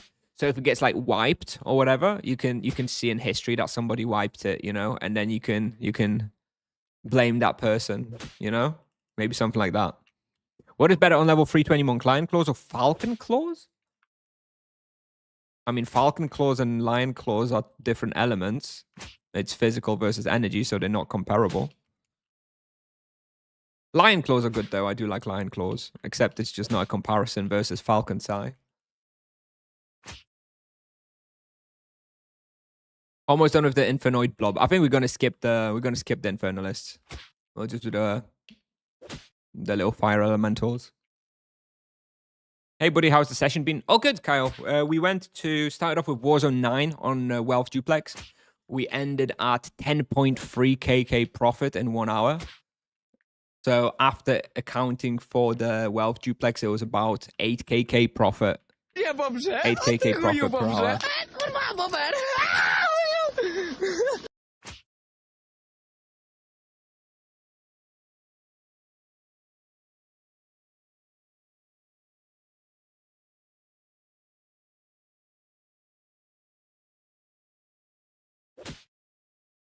You're very vulnerable, Kai. Remember, I can drop bans here as well. Let's not push it. I'll revisit your Discord ban if you prove yourself a reasonable person on chat over a long time. Oh no, not the free Kai viewers. Hello. Hello. Somebody who used the channel reward for hello. Hello. Hi, Kujan. Do I need on monk equipment for swap, for example, Demon Mango? I haven't. I just used the Emerald Cone hat. I sold the Demon Mango as soon as I hit level 400. Yeah, on mages, I don't like mages for this reason. This still makes me laugh, though. This is so crazy. Unhinged. Yeah, I don't like the I don't like mages because there is so much gear on them. It's annoying. And on monk, I don't think you need to do that. I'm only doing bounty tasks that match my charming. Currently 2,200 charm points, but there are so many creeps to charm that I feel like I can't just EXP. Am I wrong? Depends what you prioritize. Of course, if you want to EXP, you should EXP, but charms is sort of horizontal progression of your character, right? Something that's going to give you power in the long run, but of course it's not immediately worth. I don't know. I like doing a bit of both, right? Maybe do it like you do 1 hour a day of like proper PG hunt, ignoring charms and bestiary, and then you do the rest of the day doing some charms, right? Something like that.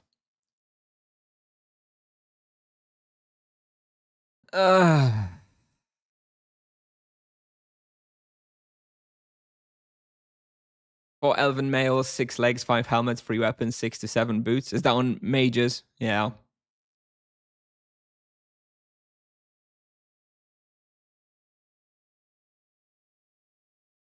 Well, you have that for the monk? Really?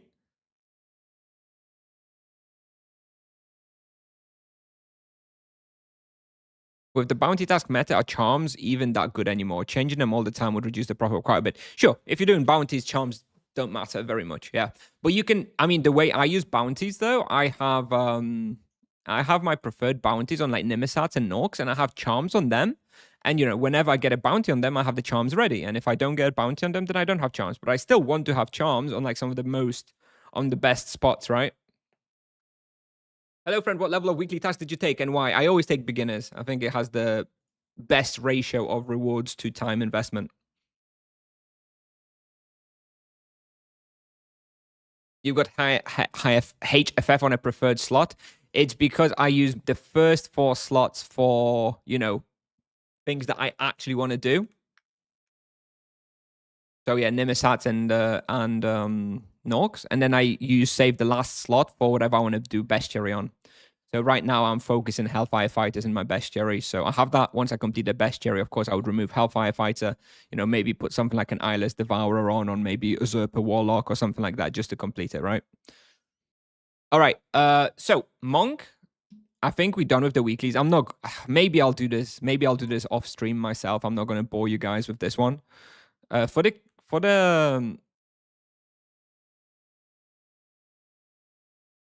items, did we just finish this one? 12 more? Okay, let's get this one. Now, this one we need 26. How much are those? Okay, get those as well. 26. Winged tail, we need 8. This is my buy offer for 8k. Very expensive, these winged tails. Has this been like Benuta's really profitable with the winged tails? I had no idea they were this expensive, by the way. Okay, I'm just going to get it. All right. Let's hand those in. Oh, I'm going to level up for my weekly tasks. Damn it. I don't like doing that, but whatever. Hand in. Yay, level up. 839. Thank you for a broken screenshot, Tipsoft. Anyway, I want 16 out of 18. I'm definitely skipping the Streak Devourer stuff.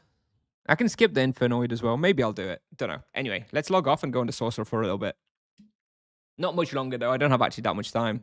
It's taken me a long time to do these today. Do the higher levels, Adept, Master, etc. give more EXP or what? They give more EXP per task, but it takes so much longer to do them that the extra experience you get from it is not worth it. Like, you're much better off doing beginners and then going to EXP in the same amount of time. You're going to get more experience that way, if that makes sense. Winged tails drop so rarely. Okay. All right, so that's the problem. The drop rate is the problem then. That's why they're so expensive. Okay. All right, so here's my Sorcerer.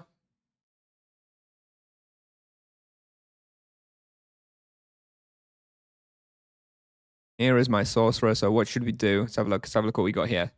I've got some weeklies. Let me go and put some buy offers for the items.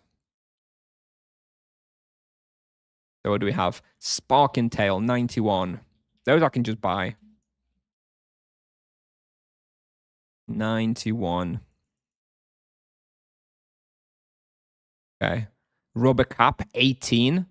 None for sale. 15k each to buy. Probably forget this one then. These 61 of those. How much does that cost? 400k? Yeah, let's do it. 43 of those.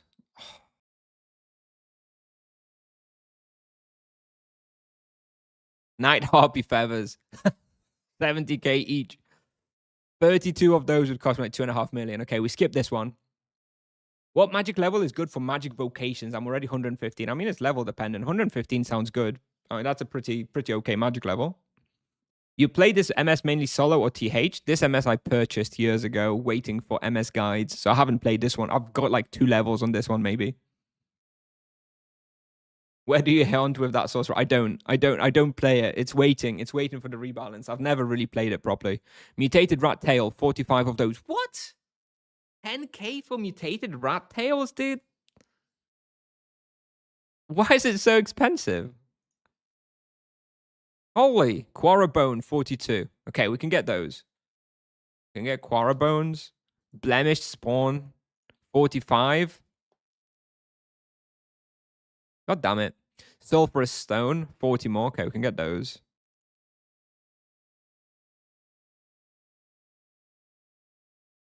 Nope.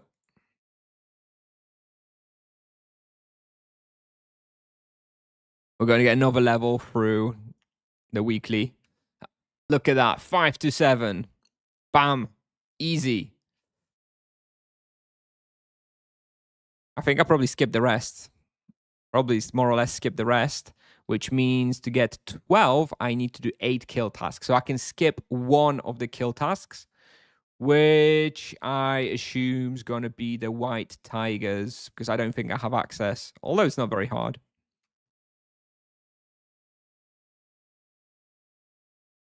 Mutated rat tail scam? Who hunts them? Yeah, nobody hunts them and low drop rate, right?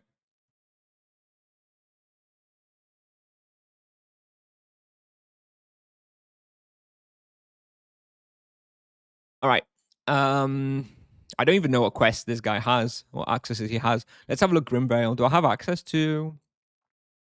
No. So I've concluded that the Rama quest. So I could get Oscar access easily, right? I would just have to get the Scarab Ocarina, and then I could just go there straight away. But still, I'll leave that one for the end. Pirate Quartermaster first. That's Targuna, which I haven't done. I'll have to do the Targuna quest, dude. God. Poacher Cave, yeah. Let's see if this is Nevia, by the way. Poacher's Cave will probably be taken. Let's see if it is Poacher's Cave. But poachers come here to hunt them. It is poachers. Let's go start with that one before I forget. You're right. You're right, Vanetsu. I want to do the hunters and poachers there. You're right.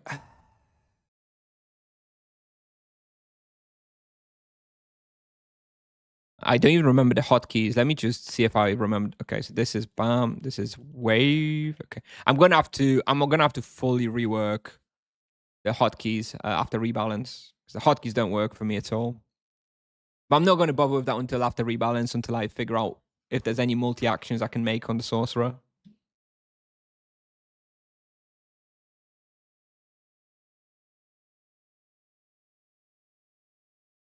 This is my Sorcerer, Mazrez. This is my mid-level Sorcerer that will eventually end up playing after the rebalance, probably.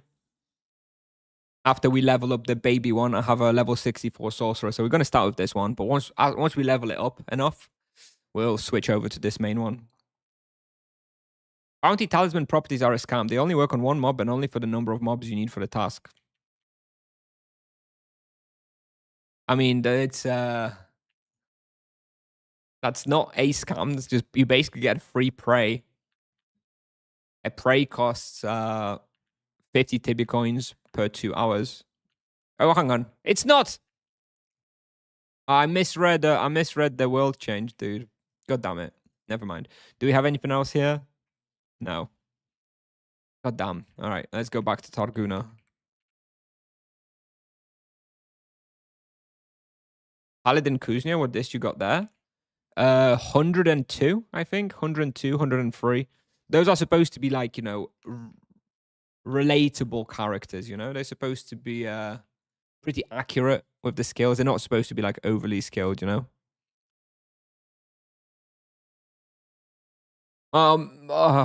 Miggit magic.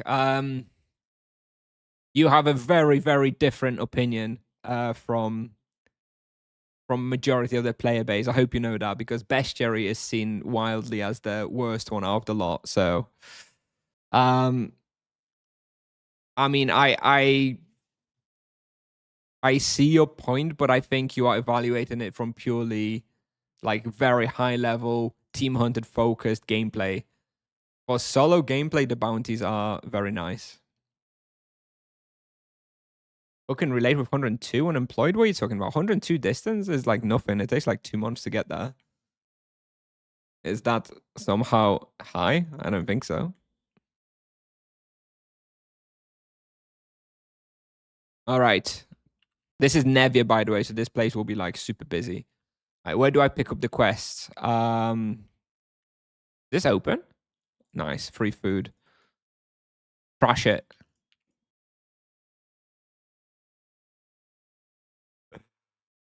I'll trash it off stream.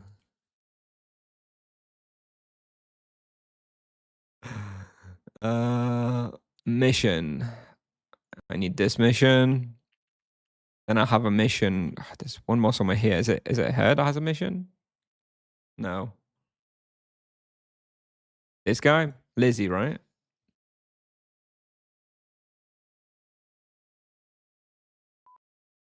All right. And then there's this other guy here on the left, right? There we go.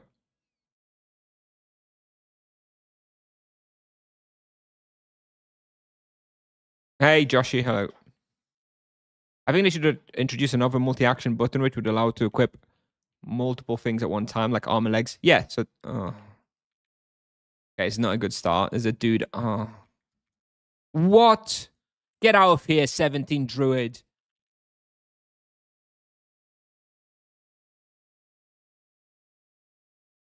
Yes, I hate Nevia. I hate Nevia.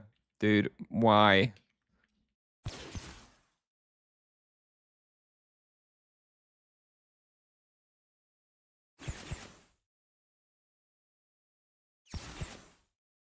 Transfer to Kalanta. I'm not going to transfer all these noob characters, dude. I don't care that much. I'm not going to be doing much bounties. What? 17 Knight? What? What is going on here? Why is there 3 people here? Oh, no. No. Maybe we skip this one.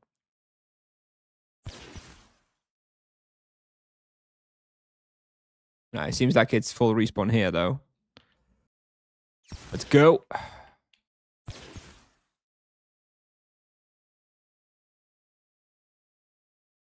People playing in my single player game, I know. All these noobs, dude. What do they think they're doing? Get out. Level 60 Paladin, free account. God, sometimes I wish I played on the PvP server. I could just open, you know, and explain to him why he can't be here. Open chest. There. Okay, I'm gonna skip this. I've killed a grand total of 2 pirate quartermasters in this little endeavor, so forget it. Fuck this server, dude. Stand by it. I hate Nevia.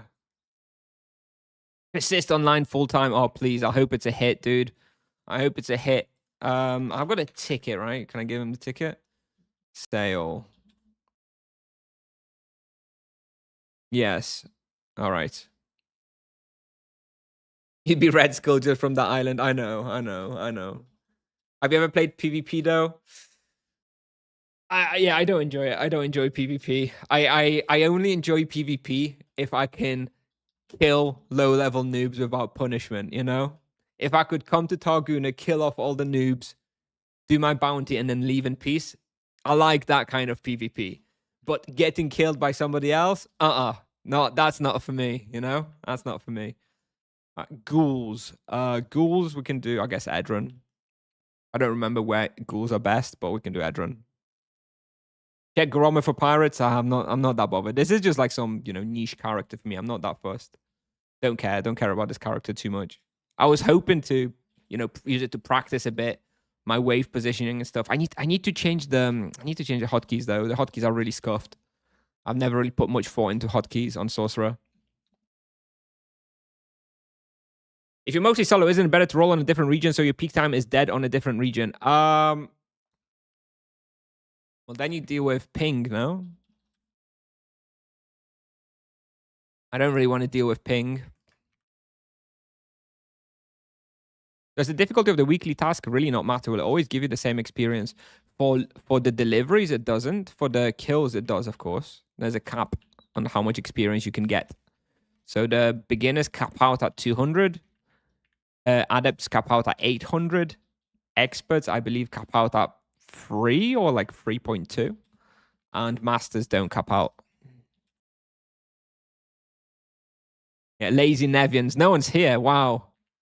First time ever I got this tomb for myself. Lucky me. Lucky me, dude. They're all stuck on Targuna, dude.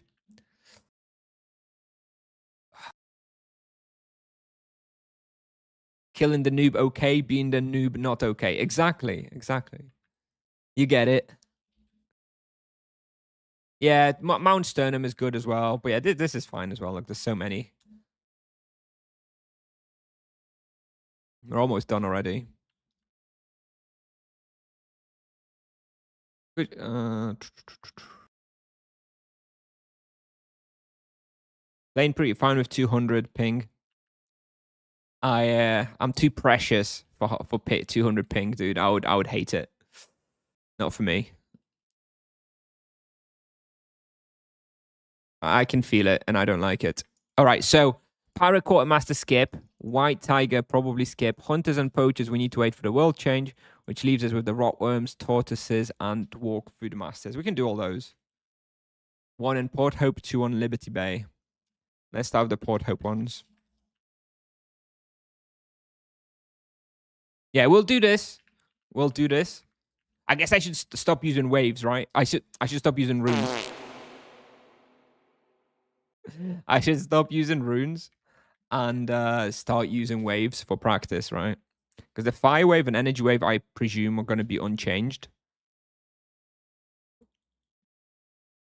The beam is going to be free SQM. That's going to be nice. The energy beam, free SQM. It's like going to be it's going to be like a bigger energy wave, right?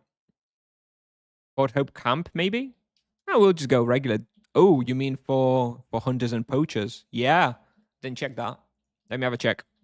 Time for Nork Hunt. All right, enjoy Antari. I'm going to be finishing in like 5-10 minutes anyway. Have a good one.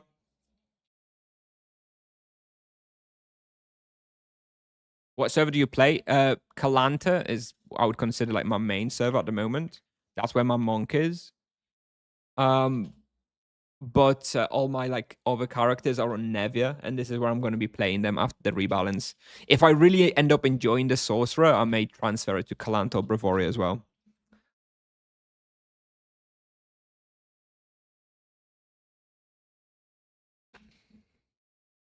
No, there's no hunters and poachers on Port Hope, unfortunately. These are GB? Yes, yes. Those are non-PvP European green battle eye servers, yes.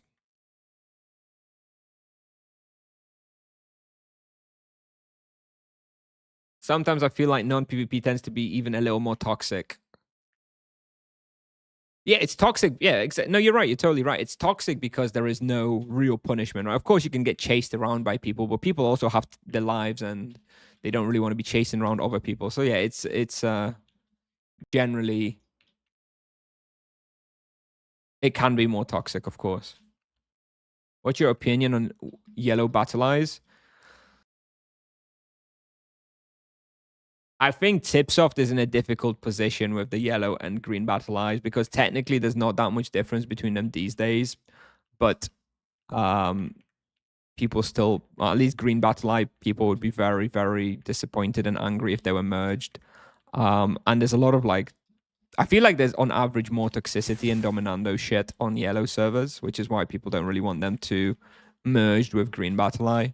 I think if their servers were merged, there would be a lot of drama. I think it would be like insane amount of drama, and there's nothing really for Tipsoft to be gained by merging them, right? Ultimately, when you evaluate Tipsoft, you always have to think, will it make them money?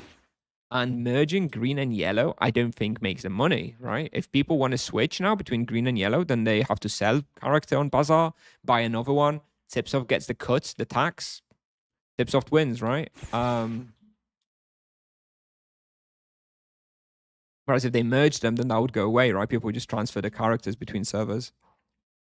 And I do think it would create a lot of negative sentiment amongst the green battle eye people. So, I mean, what I think should happen. I don't have like a very strong opinion on those servers, but I do think that considering that Sakura and Antika are so busy, and then there's queues and stuff, I think my solution to that would be to create new yellow servers, one non-PvP and one PvP. So people from Antika could transfer to that, and people from Sakura could transfer to the others. And if it's a new server, then there wouldn't be like an established Dominando and stuff, and people would fight for there not being a Dominando. And I think those servers would be pretty good. Just create new yellow servers for people from Antika and Sakura to migrate to. I would do that. And I don't think there would be a Dominando. I think people who would migrate those servers would feel very strongly against Dominando. So I think it would be fine. What is the difference between green and yellow servers? So it's well, first the practical difference is that you cannot transfer from a yellow server to a green server. So green servers are more restrictive. You can't move from yellow to green, but you can move from green to yellow. So that's the practical difference. That's the only difference. The historical difference is that yellow servers were created before BattleEye, the anti-cheat system, was added to the game. So what that means is the original justification was that there was loads of botting going on the yellow servers before BattleEye was added. Now, 10 years on, it's kind of irrelevant because of the inflation, but that was the original reason.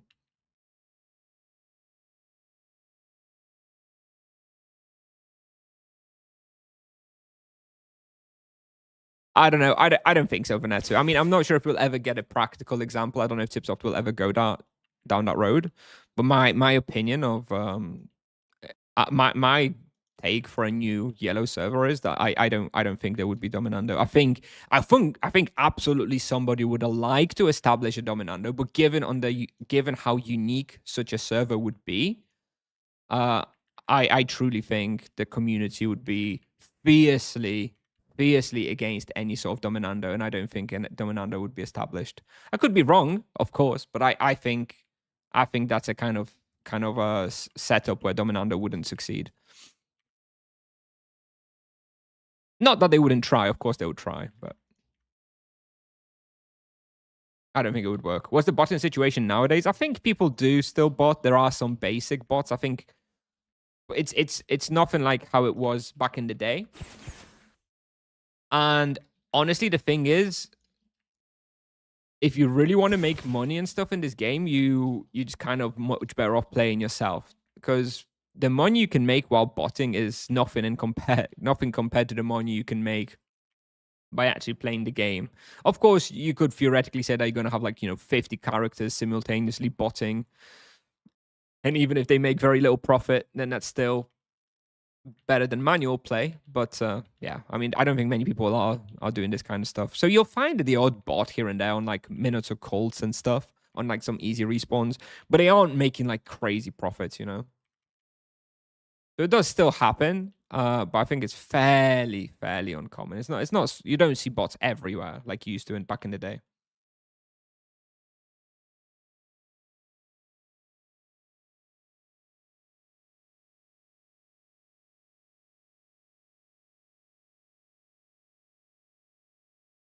Two more turtles. I guess we can find those on the surface. Back in the day, there was a lot of bots. Exactly. You would go there was bots everywhere because they were way more sophisticated. Now, BattleEye, has helped with not being quite so easy to bot. All right, one final bounty, one final weekly Dwarf Voodoo Master we're gonna do today, and after that we're gonna end. And I'm still not using waves. I'm still forgetting to use waves.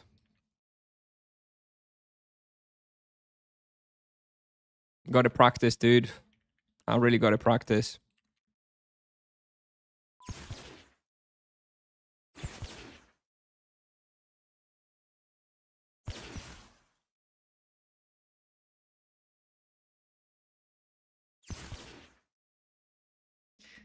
Yeah, that when I start playing Sorcerer, the waves will be funny. I'll be cringing a lot when I'm missing the waves all over the place. This test server will be big, for sure. For sure, for sure. Probably as big as the monk test server, maybe even bigger, right? Even more people will be interested.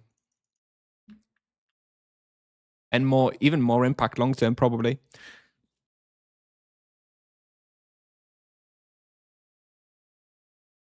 Yeah, Mr. Broadcast, of course it would be profitable, but yeah, I think it's pretty hard and they get banned pretty quickly. And remember, they have to at least pay for the premium account of that character as well, right? Is that right, Antari? I don't know. I haven't heard too much about it. Like the problem is the biggest issue with bots back in the day was the perception. Like you would go everywhere and you would find bots. Now, they're kind of localized to few spots and only few people across the world really doing it. So it's not so obvious and visible to every player, right? Which is why it's a bit less of a problem. 6 months? Really? That's disappointing if it takes that long. Oh no! You're right. One tortoise missing for the bestiary. No. Oh, we do have to get that. We're going to get it in the crocodile cave, dude. I can't leave it like that. I should have done this one too. Can't leave this on 499 though. Oh my god. Oh god. Yeah, you're right. I shouldn't have left it like that. All right, let me go and finish this one. They should do a rule that you can only buy premium with TC if you spend real money on the game at least once. Would that matter? I mean, what does that change? I don't really see what that changes. Oh, God.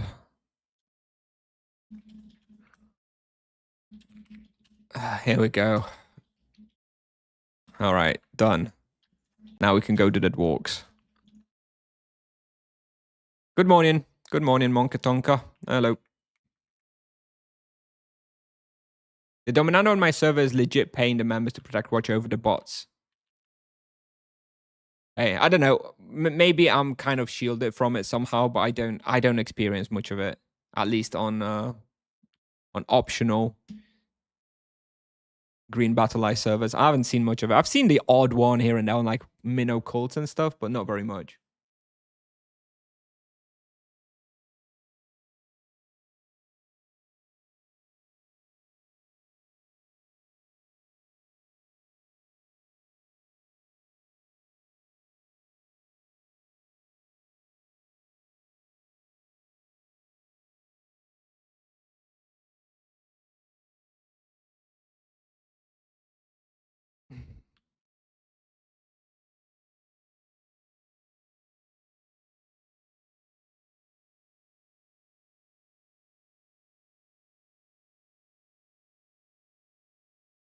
I hate this server, dude. Oh my god.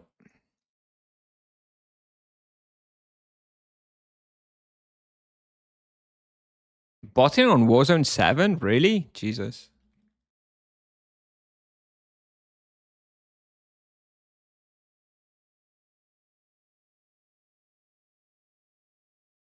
That's annoying. I don't like botting. I hope it doesn't get out of control. Because what's the point of Battle Eye? There's so many bots. Team of bots on Girtablilu?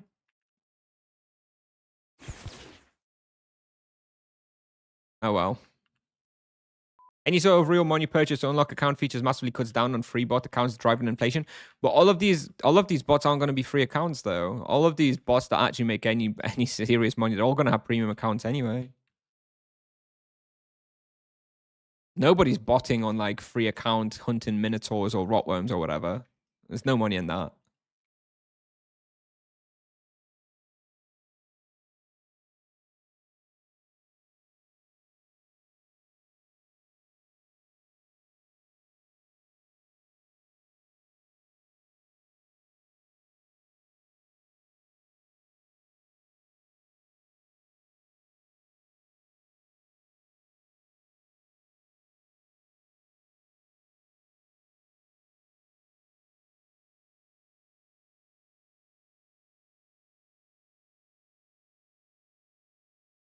And yeah, and that's the thing. You also lose the character in Tibia, right? At least they don't do those temporary bans.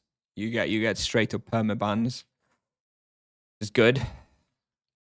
But at least you lose the character.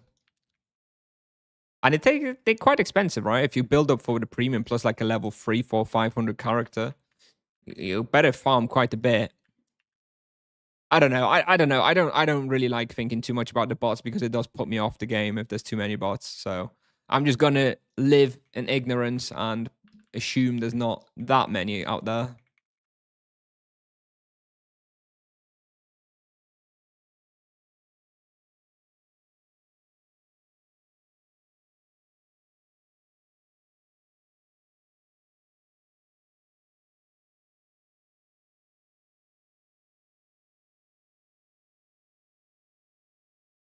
Let's hit some waves.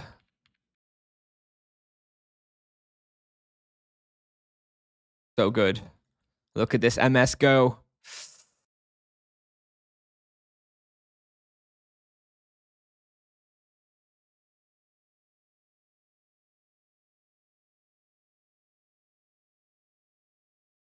Bots make imbue prices manageable.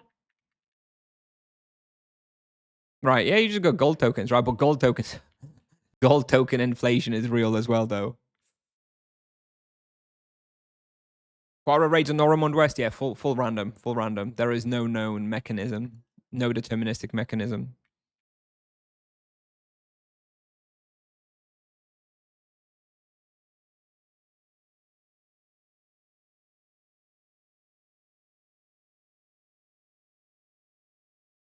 Yep, also random. I mean, I'm sure there's some like minimum time. It's not going to be active for like 1 minute. It's going to be some parameters, but how long it lasts for, I don't know. It could be like, I swear it's been like, I've seen it active like hours and hours at a time. How many more do we need? 1 more. All right. Here we go. All right, we're done.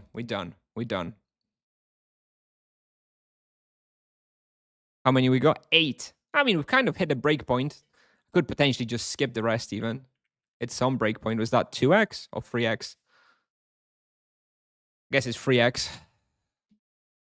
It's something. A little bit of progress. Some more soul seals. I think Tipsoft needs to be faster when detecting bots. Yeah, me too. Except that the only problem is that they always worry about giving away the logic of how they figure out somebody's a bot, right? If they ban immediately as soon as they notice somebody botting, then that person can keep tweaking their bot and notice immediately that, oh, this version of the bot does not get detected, right? So there needs to be a gap between when they detect it and ban it. Otherwise, it's actually going to make it easier to make bots which are not detectable. So I understand why they don't ban immediately, but yeah, 6 months is definitely too much.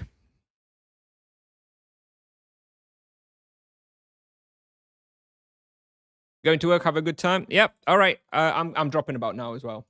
I'm just gonna go to depot, log out, and yeah, we'll call it a day. Call it a day. Where do I go with this guy? I don't really have any house or anything. Just leave him in temple.